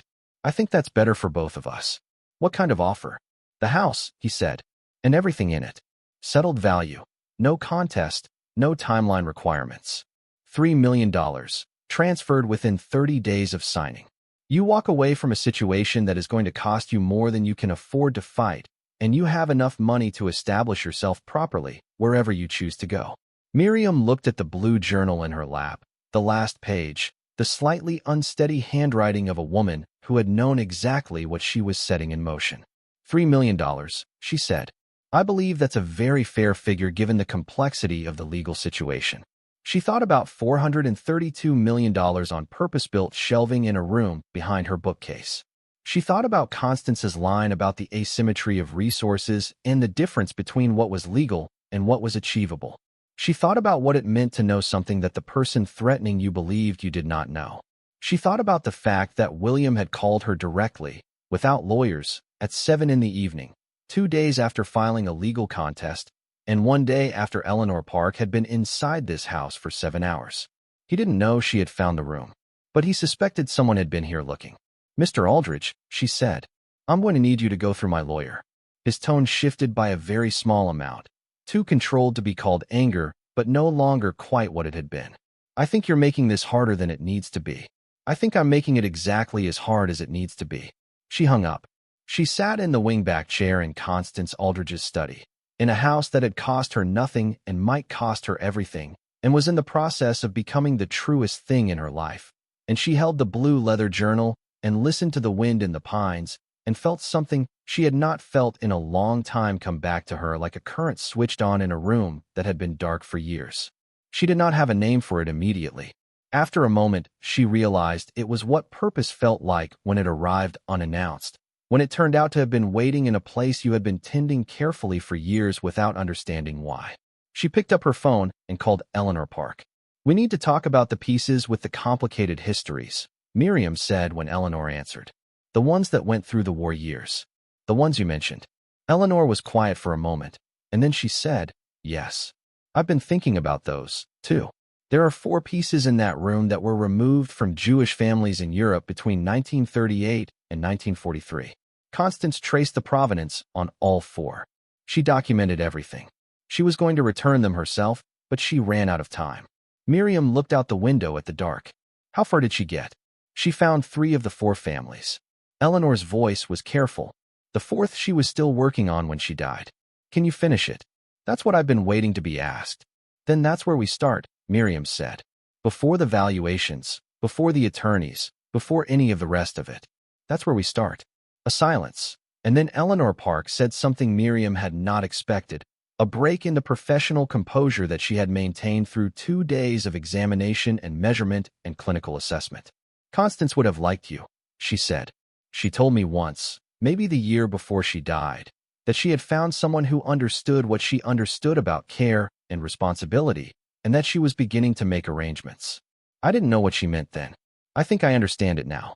Miriam set the blue journal down on the desk where Constance had written it. In the room where Constance had lived for decades alone and apparently at peace with the enormous weight of what she was holding for the world, and looked at the 2 cups on the drying rack through the study doorway. She thought about the work ahead. She thought about how little she had known, every Thursday for 8 years, about the place she was walking into. She thought about what it meant to be trusted with something large by someone who had watched you carefully and decided you were ready. Outside the study window, the last light was going from the property. The pines stood where they had always stood. The house settled into its old sounds, the furnace and the floors and the specific creaks of a building that had been built to last. 14 shapes waited on their purpose-built shelving in the room behind the bookcase, and 4 families somewhere in the world did not yet know that what had been taken from them was still intact, still whole, waiting for someone to find the right hands and the right moment and the will to finish what needed finishing. Danny came home at 4:05 and dropped his bag in the front hall and came to the study door and looked at her. She looked at him. She said, "Sit down. I need to tell you some things." He sat, and she told him. She told him about the 14 pieces and Eleanor's 2 days of examination and the aggregate figure and the blue journal and Constance's explanation of the collection and William's campaign and the 4 pieces with complicated histories and the families Eleanor had traced and the one she had not yet found. She told him all of it in order, without editorial, the way she had learned over 14 years to give a child information that was large, which was to give it plainly and let him decide how he felt about it rather than deciding for him. When she finished, he was quiet for a moment with his hands flat on the desk the way he sat when he was thinking something through completely before he spoke. Then he said, "We're going to need a lawyer who isn't just Garrett." She agreed.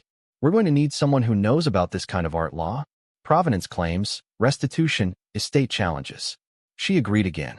He looked at her steadily, her quiet 14-year-old son who had carried things without complaint and asked about plans and kept his flashlight in his back pocket, because he had understood from the first day that a house this size and this old would have places that needed light.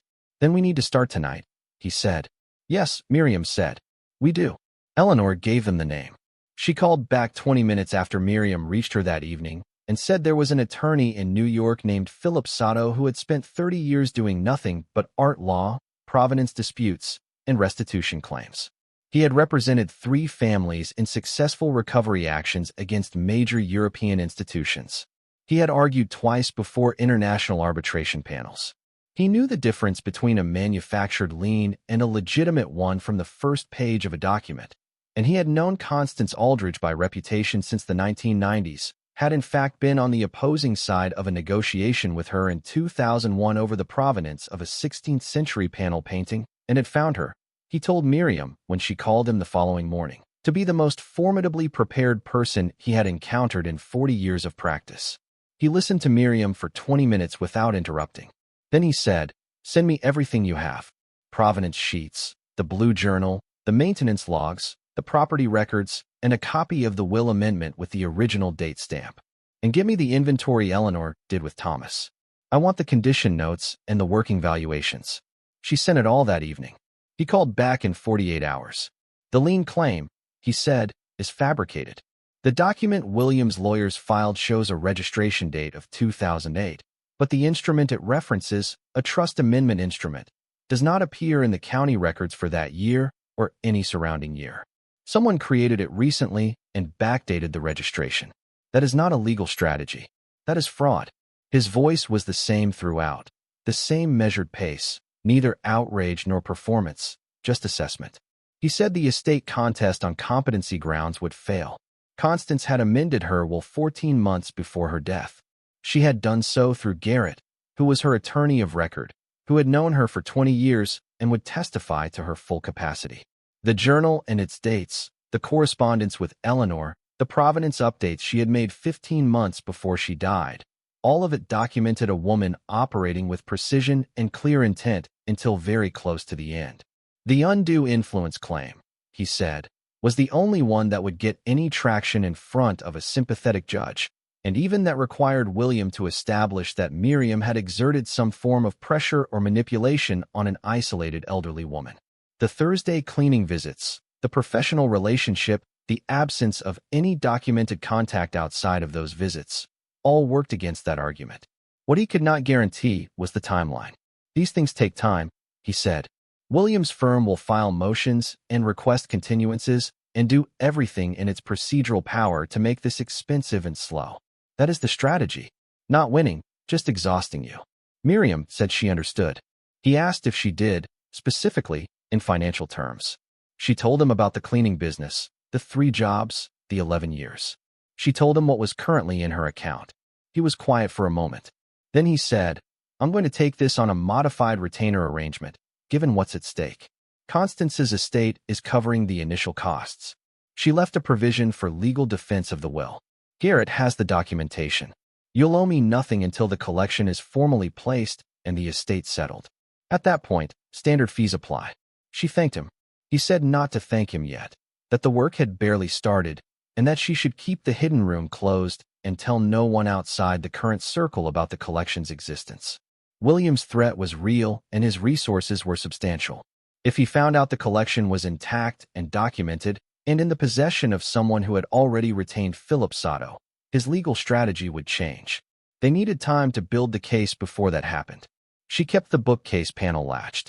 Danny kept his flashlight in his pocket. Eleanor filed no public documentation.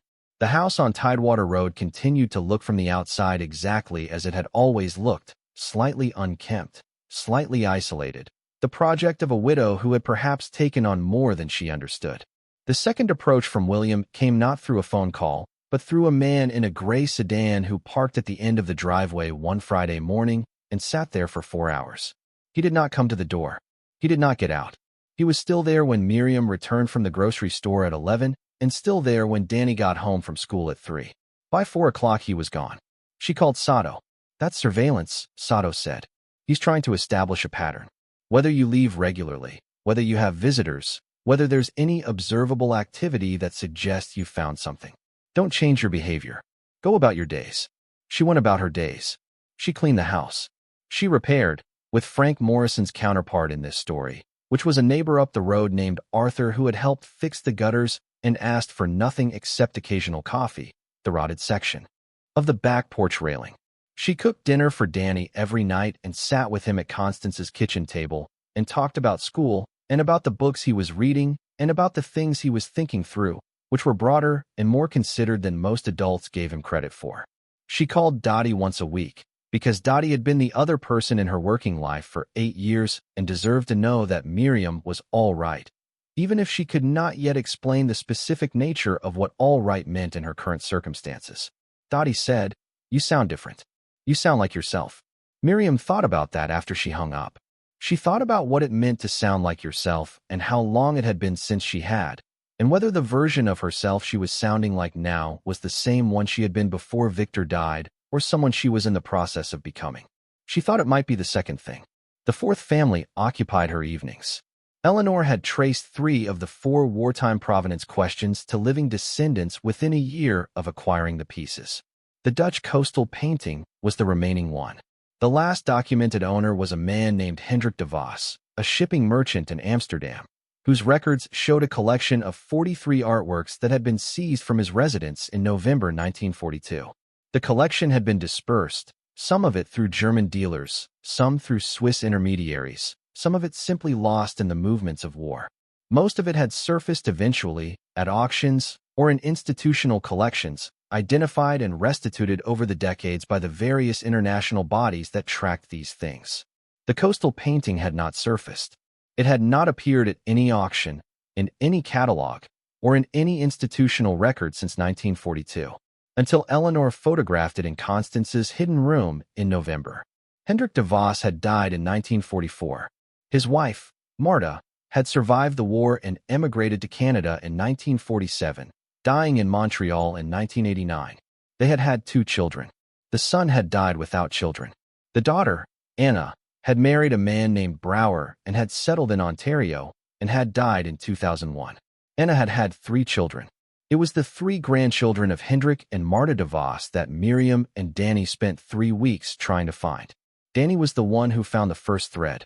He was methodical about it the way he was methodical about everything, starting from what they knew and working outward along each edge of the information. He found the marriage record for Anna de Vos Brower in an Ontario database. He found an obituary from 2001 that listed her 3 surviving children by first name only: Martin, Caroline, and Lena. He found a Martin Brower in Ontario who was approximately the right age, a contractor, with a business listing that included a contact address. Miriam wrote the letter herself.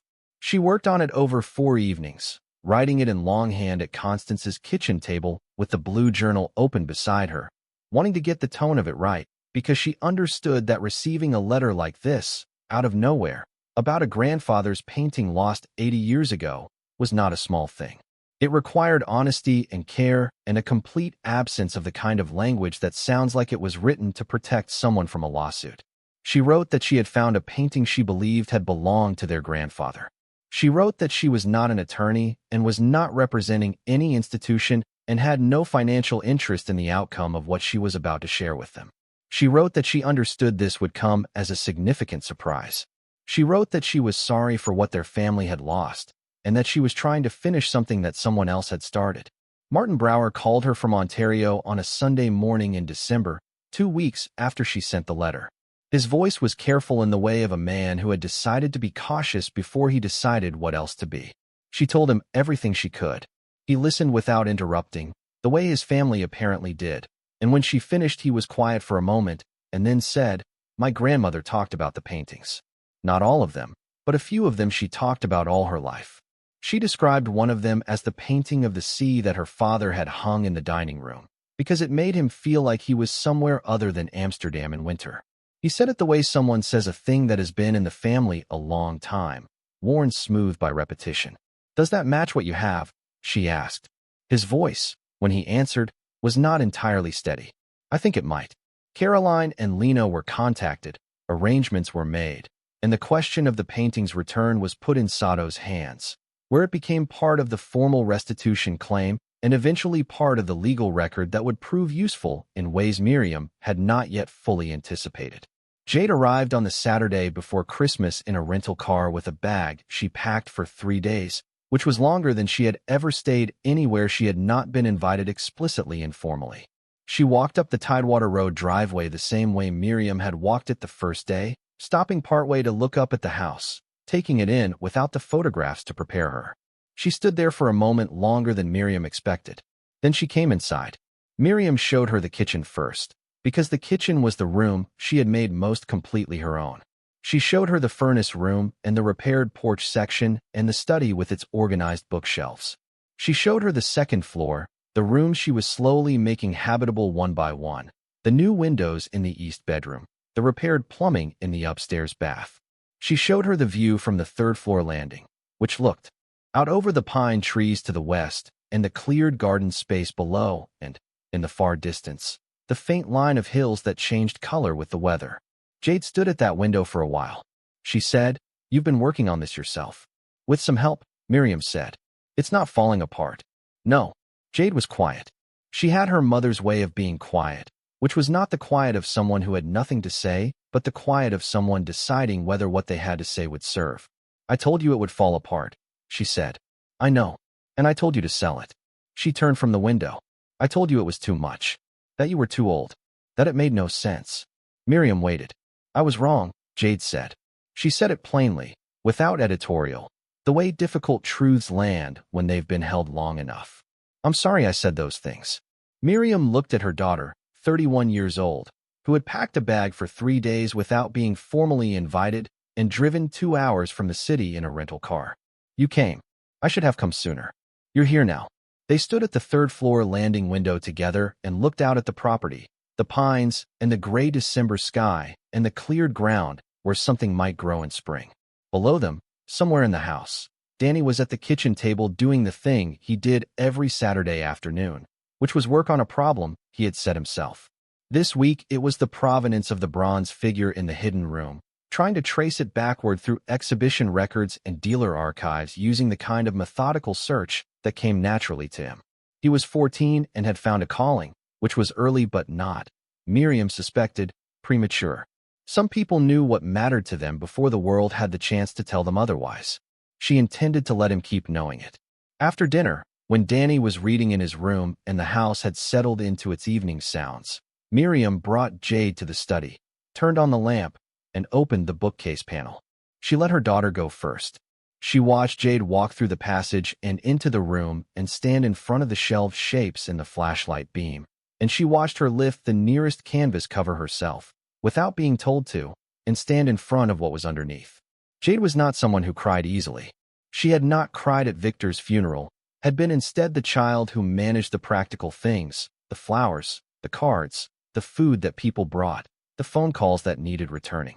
She had been 9 years old doing it, and Miriam had always carried a private guilt about that, about the particular competence her daughter had been forced to develop in the wrong season. She stood in front of the painting for a long time, long enough that Miriam, watching from the passage entrance, understood that whatever Jade was doing, it was not simple looking. It was the particular attention of someone revising a story they had told themselves about someone they thought they knew. It was the attention of a daughter realizing the full dimensions of a person she had reduced, over years, to a role. She covered the painting again with care and turned around. "Mom." Her voice was the voice of someone revising their understanding of a person they had thought they knew. "How long has all of this been here?" 40 years or more. Constance built the room when she decided to stop selling. "And you didn't know?" "I cleaned the study every Thursday for 8 years and never knew." Jade looked at the shelving, the fitted grooves, the climate control panels in the ceiling. She built this for someone she hadn't met yet. Yes. Another silence, fuller than the ones before. Jade had always been the one in their family who needed to understand the full structure of a thing before she could accept it. It was what had made her a good administrator at the warehouse management company where she had worked for 3 years, and it was what had made her hard to reach sometimes, because the full structure of things took longer to assemble than casual conversation allowed. "She built this for you specifically," Jade said. "She watched you long enough to decide. That's not just generosity. That's judgment." Miriam said nothing. "I've been wrong about a lot of things." Jade's voice was even, matter-of-fact, the way she handled things that cost her something to say. "About the shop you sold. About this house. About whether you knew what you were doing." She looked at her mother. "Tell me what you need help with." Sato filed the response to William's contest in January. 112 pages that addressed each of the 3 claimed grounds with the specificity of someone who had had time to prepare and access to documentation that William's team had not known existed. The fabricated lien was addressed in a 12-page section that included a forensic analysis of the document's paper, ink, and digital creation metadata, commissioned by Sato from an expert whose credentials ran to 3 pages. The conclusion was direct. The instrument had been created using software registered to a document services company contracted by Williams' law firm, at a date 18 months after the will amendment it purported to predate. The forensic section was not all that Sato filed. He also filed Eleanor's full authentication documentation for the collection. All 14 pieces, all 14 provenance chains, all 14 working valuations. He filed the Blue Journal, authenticated by a handwriting expert. He filed the maintenance logs going back to 1983, showing continuous stewardship of the property. He filed Constance's correspondence with 3 auction houses declining offers to sell, spanning 2003 to 2012, with her reasons given in each case in her own words. He filed the restitution documentation for all 4 wartime pieces, including the correspondence with the De Vos grandchildren and the formal claim they had filed through the Dutch Cultural Heritage Agency. He filed, in a sealed addendum reviewed only by the judge, Constance's letter from the Blue Journal addressed to Miriam, the one that explained her choices and her reasons and the specific nature of what she was entrusting to the woman who had cleaned her house every Thursday for 8 years. The hearing was scheduled for late January. Miriam drove to the city with Sato and Eleanor and Garrett, all 4 of them in Eleanor's old Volvo, because Sato had rented a car that turned out to be too small. She sat in the courthouse corridor for 2 hours while the legal procedures happened inside, and she thought about Constance writing in the Blue Journal that the world tended to underestimate people like her and that it was their mistake to use. The judge dismissed all 3 grounds of the contest in a ruling that took 40 minutes to read. The fabricated lien, the ruling stated, represented an attempt to defraud this court and the beneficiary named in the decedent's will. The matter has been referred to the District Attorney's Office for investigation of potential fraud and evidence tampering. The competency and undue influence claims are dismissed for failure to provide any credible evidence in support, Given the substantial documentation of the decedent's clear-headed and well-evidenced decision-making through the period in question.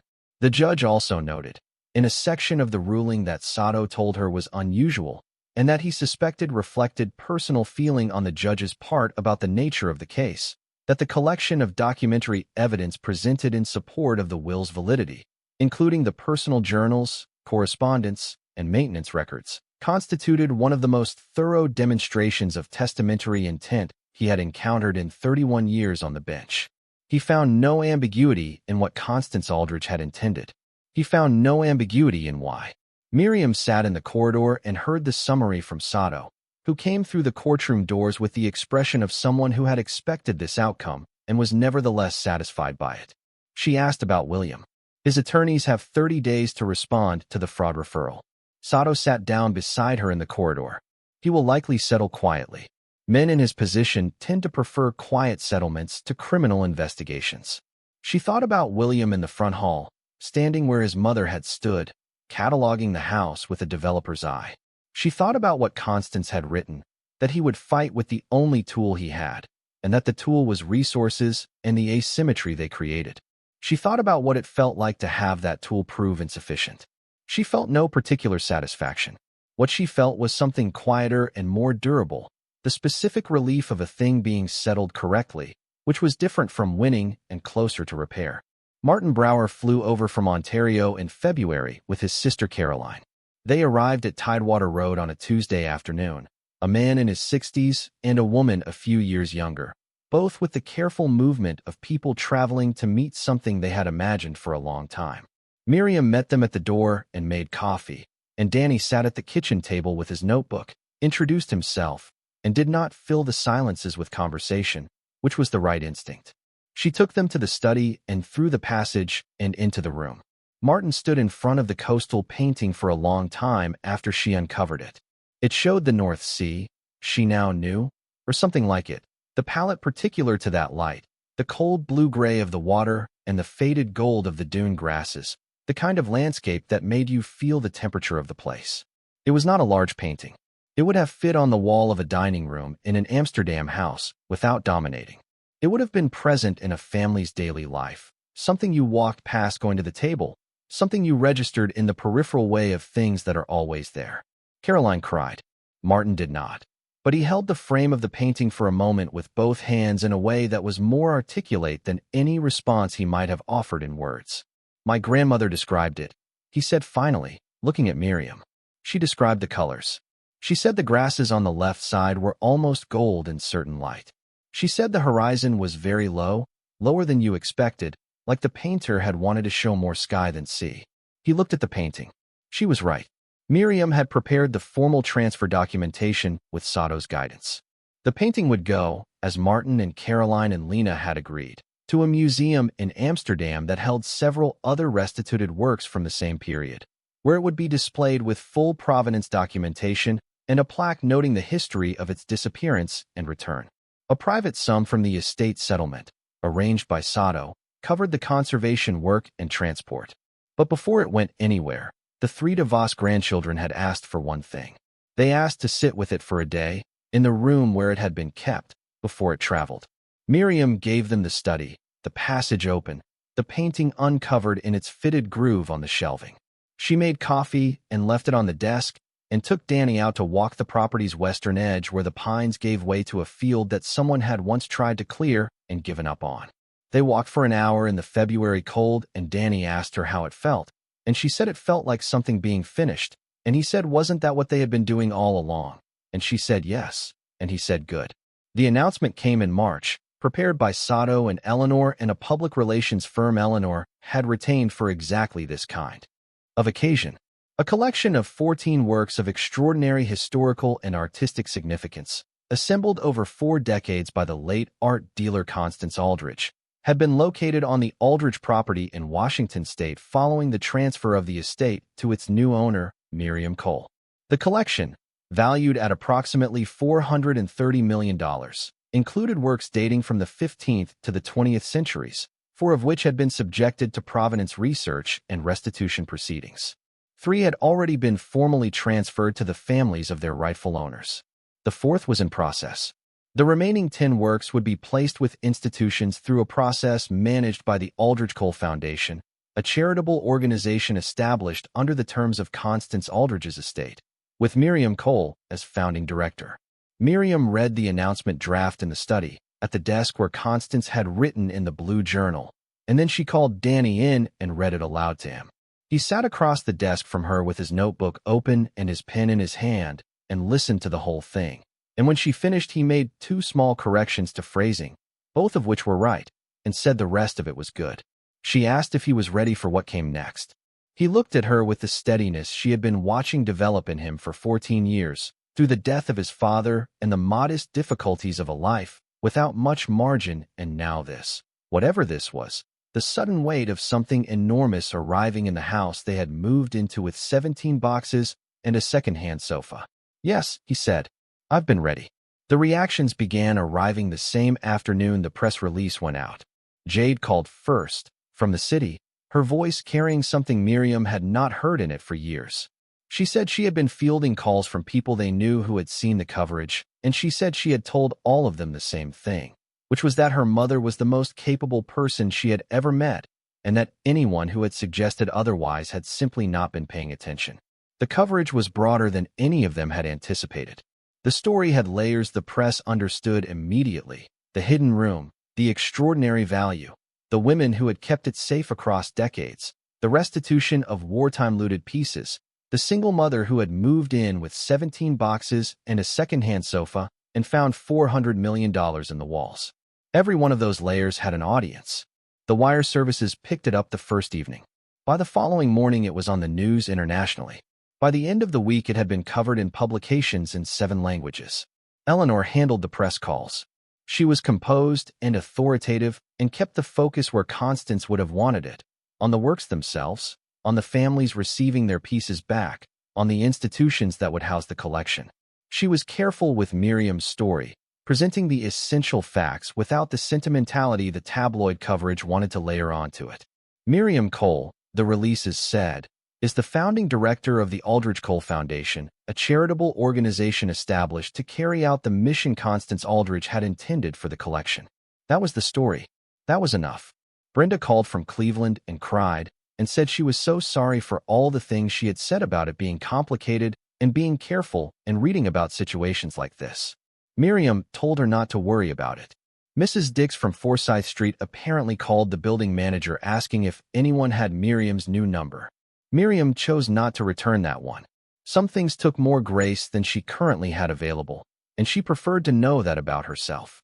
The deacon from her church, the one who had said he hoped she knew what she was getting into, wrote her a letter. He quoted scripture and called what had happened remarkable, and said he had always believed in her.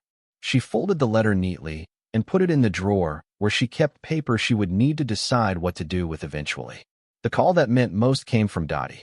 She heard it on the news, she said, on the television at her daughter's house where she was visiting, and she had sat forward in the chair she was in and said to her daughter, "I know that woman. That's Miriam. I worked with that woman for 8 years."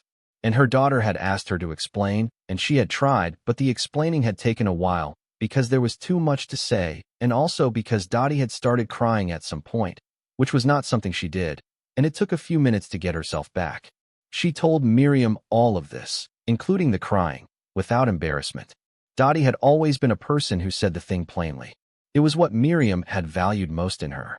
8 years of Thursday mornings, Dottie said, and you never said a word about that woman to anyone. Never talked yourself up, never used it, never acted like it was anything but a job. It was a job, Miriam said. No, it wasn't. Dottie's voice was firm in the way of someone who had been thinking about this and was prepared to be clear about it. You showed up every week for 8 years, and you were honest, and you were careful, and you didn't take anything that wasn't yours. That's not just a job. That's a character. And that woman saw it before you did. You deserve this, Dottie said. You hear me? You deserve every bit of it. Miriam thanked her and meant it. Then she said, Dottie, how are you managing with the work since I left? A pause. Honestly, struggling a bit. The Prescott clients went with another company, and the Henderson account is talking about reducing. I may need someone to help manage relationships with the institutions, Miriam said. Coordinating visits, handling the administrative work of the foundation, liaising between them.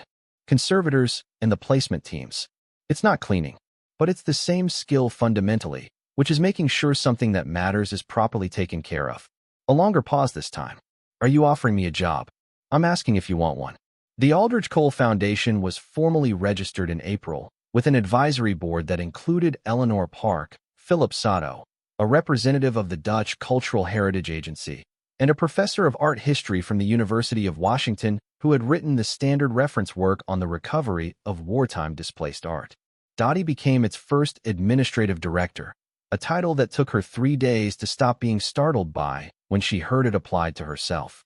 The first 3 institutional placements went to regional museums, selected with Eleanor's guidance for their conservation capacity and their existing collections, into which the Aldridge works would speak meaningfully rather than arriving as isolated trophies. The first piece to leave the house was the Renoir, which went to a museum in Portland accompanied by Eleanor and Miriam both, making the drive in Eleanor's 20-year-old Volvo with the painting wrapped and crated in the back under Eleanor's personal supervision. Miriam stood in front of it in the new gallery when it was installed, in the particular company of a room before an opening, when everything was right, but nothing had been seen yet. She thought about a woman seated at a table looking at something beyond the frame, present in the moment she inhabited, and she thought about Constance saying the purpose of art was the experience of it. And she thought about how many people would stand in this room over the years ahead and have that experience and not know anything about a hidden room on Tidewater Road, or a cleaning woman who drove 40 minutes every Thursday for 8 years and left 2 cups on the drying rack. They would not need to know. That was not the point. The point was them standing there. William contacted Sato in March through his attorneys, as Sato had predicted, seeking a quiet settlement of the fraud referral in exchange for dropping all remaining legal claims and paying a sum to the Aldridge Cole Foundation in lieu of criminal prosecution. The sum proposed was substantial. It was not, under the circumstances, remotely close to adequate. Sato negotiated. The final settlement included a payment to the foundation of $4 million, a formal legal acknowledgement that the collection belonged entirely and without encumbrance to the estate, and a provision that William's name would not appear in any public documentation related to the estate's contested period. She did not insist on the last provision. Sato had put it in the settlement draft as a bargaining chip, expecting William's attorneys to fight it, but William had agreed to it immediately, which told her something about him she had not previously known. He wanted his name out of it. He wanted the story of what his mother had done and why she had done it to exist without reference to him. Whether that was shame or simple damage control she could not determine from a legal document, and she found she did not need to determine it. She had one more thing to do with William, and it required a different setting than a legal document. She called his direct number from the card he had given her the first afternoon in the front hall. He answered on the second ring. She told him she was not calling about the settlement, which was in Sato's hands and would be finalized through the attorneys. She told him she wanted to say something directly, person to person, which she understood was not the way things were usually done, but she preferred it. He said, "Go ahead." She said, "Your mother kept the collection because she believed it should remain in the world. She believed it belonged to people who hadn't been born yet, who would stand in front of it and be changed by it in ways neither of them could specify. She thought of herself as temporary custody. She thought that was the right way to think about anything worth having." A silence. "She thought the same thing about this house," Miriam said. "She chose me because she thought I understood it, because I had spent 8 years coming into rooms that belonged to other people and taking care of what was in them and going home. She thought that was the most important kind of relationship a person could have with something they were responsible for." Another silence, longer. "Why are you telling me this?" William said. "Because you're her son. Because whatever happened between you, she spent 40 years working in a field that almost nobody gets right, and she got it right, and you should know that from someone who was there at the end of it." He said nothing for a long time. When he spoke again, his voice had changed in a way she would not have predicted from their earlier encounters, a quality in it now that was not calculated or professional or measured, something older than those things and more human. "She never let me in," he said, "to any of it. Not the work, not the decisions, not any of it. I spent my whole life outside of whatever she was doing." "I know," Miriam said. "She chose a stranger. She chose someone who had the same relationship with responsibility that she had." Miriam kept her voice steady. "That wasn't a judgment about you. It was a judgment about the match between a person and a task. He was quiet again. She said she hoped he would be all right. She meant it. She hung up and set the phone down on Constance's desk and looked at the bookshelves, the false volumes in their places on the bottom shelf, the latch behind the cover of the 7th volume, the cool air that still came through the panel when she opened it. She sat in the wingback chair and thought about everything. Spring had come to Tidewater Road the way it came to that part of Washington, tentatively, testing the cold, green arriving first. In the lowest ground, near the western edge where the drainage collected, the pines were the same dark they were in every season, which was part of what she had come to like about them, their refusal to be seasonal in the way of deciduous things. The garden space she and Danny had cleared over the winter was brown and waiting. She had bought seeds for it, bulbs, a packet of something that the nursery woman had said would take 2 years to establish properly, but would spread on its own after that. Danny was going to a summer program at the University of Washington, a 3-week intensive for students interested in art history and conservation. Eleanor had arranged it. He had applied himself, writing the essay with the same thoroughness he brought to everything, and he had been accepted on the strength of his own work, not Eleanor's recommendation, which was the order of things she had been careful to establish. He had spent the months between the discovery and the spring becoming someone she had not fully anticipated. Not changed, exactly, because the core of him had always been what it was, that patience and that attention and that willingness to sit with a problem until it yielded. But focused now on something specific, on the intersection of objects and history and the question of rightful ownership and what it meant to give something back to the people it had been taken from. Eleanor said she had never seen a 14-year-old take to provenance research the way Danny took to it, with the seriousness of someone who understood that the work was not academic. It was moral. She had tried to tell him this was not necessarily a path with a clear destination, that the field was small and the work was hard, and there was no guarantee it led anywhere predictable. He had looked at her with the steadiness she was still getting accustomed to and said, "Most things that matter don't lead anywhere predictable. I thought we had established that." She could not argue with him. He would come back to Tidewater Road in August and help with the second round of institutional placements, and then go back to school in September for his sophomore year, which he intended to do, he said, at a level of engagement commensurate with the fact that he now understood what the knowledge was actually for. Jade had called every week since December. Not the calls of obligation, the dutiful check-ins that had characterized their relationship for most of Jade's adult life, but actual calls, lasting more than an hour, in which they talked about the foundation and the restitution work, and about Danny, and about Victor, and about the things Jade was thinking through in her own life, the job she was not sure about, the apartment she was not sure about, the question of what she wanted that she was approaching at 31 with more honesty than she had managed in her 20s. Miriam listened and offered what she had, which was experience rather than answers, and Jade, to her credit, knew the difference. Jade had also started driving up to Tidewater Road on the occasional weekend, ostensibly to help with the foundation's administrative setup, but actually, Miriam suspected, because the house had gotten into her the way certain places get into people who were resistant to them, through the side door rather than the front. She would arrive on a Saturday morning with groceries and a bag for the night, and spend the day working at the kitchen table and walking the property's edges with her coffee, and occasionally standing in the study for long stretches, looking at the bookshelves, looking at the closed panel, the way you look at something you are still in the process of understanding. She was learning what it meant to have a daughter who was also a person. It was a better thing than she had known to hope for. The house was hers, fully, in April, when the legal transfer was complete and the estate was formally settled and the documents were signed and filed, and Garrett sent her a letter confirming the conclusion of the process.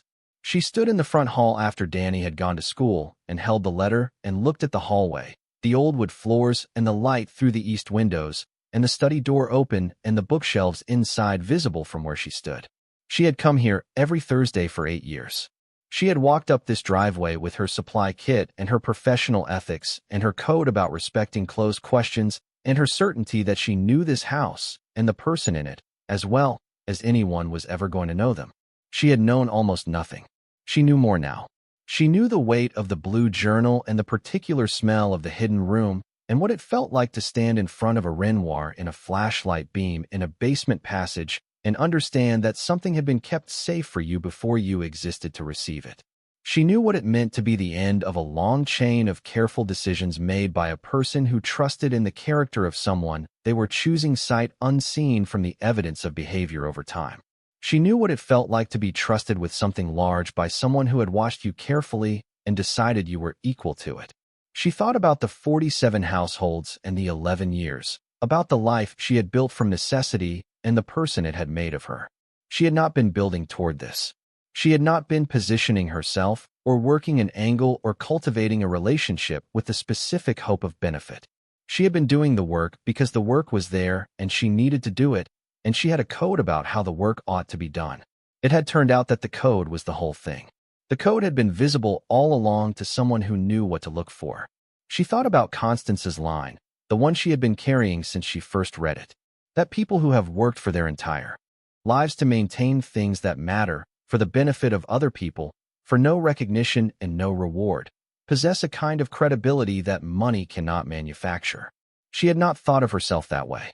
She had thought of herself as working, which was less grand and more sustainable than most of the other ways people described what their lives were. It turned out that working, done with care and honesty and the right kind of attention, could look, from a certain angle, like something that mattered enormously. She walked to the study and sat at the desk, the same desk where Constance had kept the blue journal, the same chair where Constance had sat watching her clean the shelves on 40 Thursday mornings and deciding over 40 Thursday mornings, without ever explaining what she was deciding, whether Miriam was the person she had been waiting for. She opened the desk drawer and took out the index card, the one that had been in the metal box with the blue journal, the one with Eleanor's name and phone number, and the line that said she knows everything. Call her when you're ready. Tell her Constance sent you. She put it back carefully. She looked at the bookshelves and the false volumes in their places and the 2 cups on the drying rack visible through the study doorway. Outside, the pines moved in the spring wind, dark and constant, rooted to the property the way the good things are rooted to the lives that receive them, not by accident and not by luck, but by years of quiet tending, by people who understood that caring for what belongs to others is not a lesser life. It is, in the end, the whole thing. She was 51 years old, and she had cleaned 47 houses in 11 years, and she had come to the last one, and she had stayed. She had stayed, and she had earned her way in, and she had found what had been waiting, and she had understood what it asked of her, and she had done the work, was still doing the work, would keep doing the work for as long as there was work to be done. Constance had said the right responsibility was the best kind of wealth there was. She sat in the study in the house on Tidewater Road in the spring light coming through windows. She had cleaned every Thursday for 8 years, and she knew that to be true in the way you know the things that have been given to you by someone who understood them before you did. Outside, the cleared garden was waiting. There were bulbs in the ground that would not show themselves until next year. There were seeds and paper packets on the kitchen windowsill. There was a summer ahead and a foundation to run and a daughter calling every week and a son going into the world with the flashlight already in his pocket and an understanding of what the dark rooms held. There was all of that. She got up, made coffee in the kitchen where the left handle still leaked slightly, and she still hadn't called a plumber, and carried her cup back to the study and sat down with it and started on the morning's work. The morning's work was what it had always been, in every house she had ever cleaned and in this house that she now tended for a different reason. It was attention. It was care. It was the specific practice of being present to something that mattered and giving it what it needed without asking what you would get in return. Outside the window, the pines stood in the spring wind, dark and certain, unchanged. The house was the same house it had always been, carrying the same secrets it had always carried, except that the secrets were out now, were in the world, were in the institutions Constance had intended for them, and in the hands of the families they had been taken from, and in the record of things that had survived the century intact. Miriam Cole had spent 11 years cleaning other people's houses. She was still in one now. It was hers. Stories like this remind us that starting over is terrifying, but it is always possible. If you or someone you love is facing a total reset right now, whether from a divorce, a loss, or a financial disaster, you need a plan. Scan the QR code on your screen or click the link below to get the Phoenix Blueprint for just $17. It gives you the exact steps you need to take in the first 48 hours and a 90-day plan to get your independence back. Thank you for watching.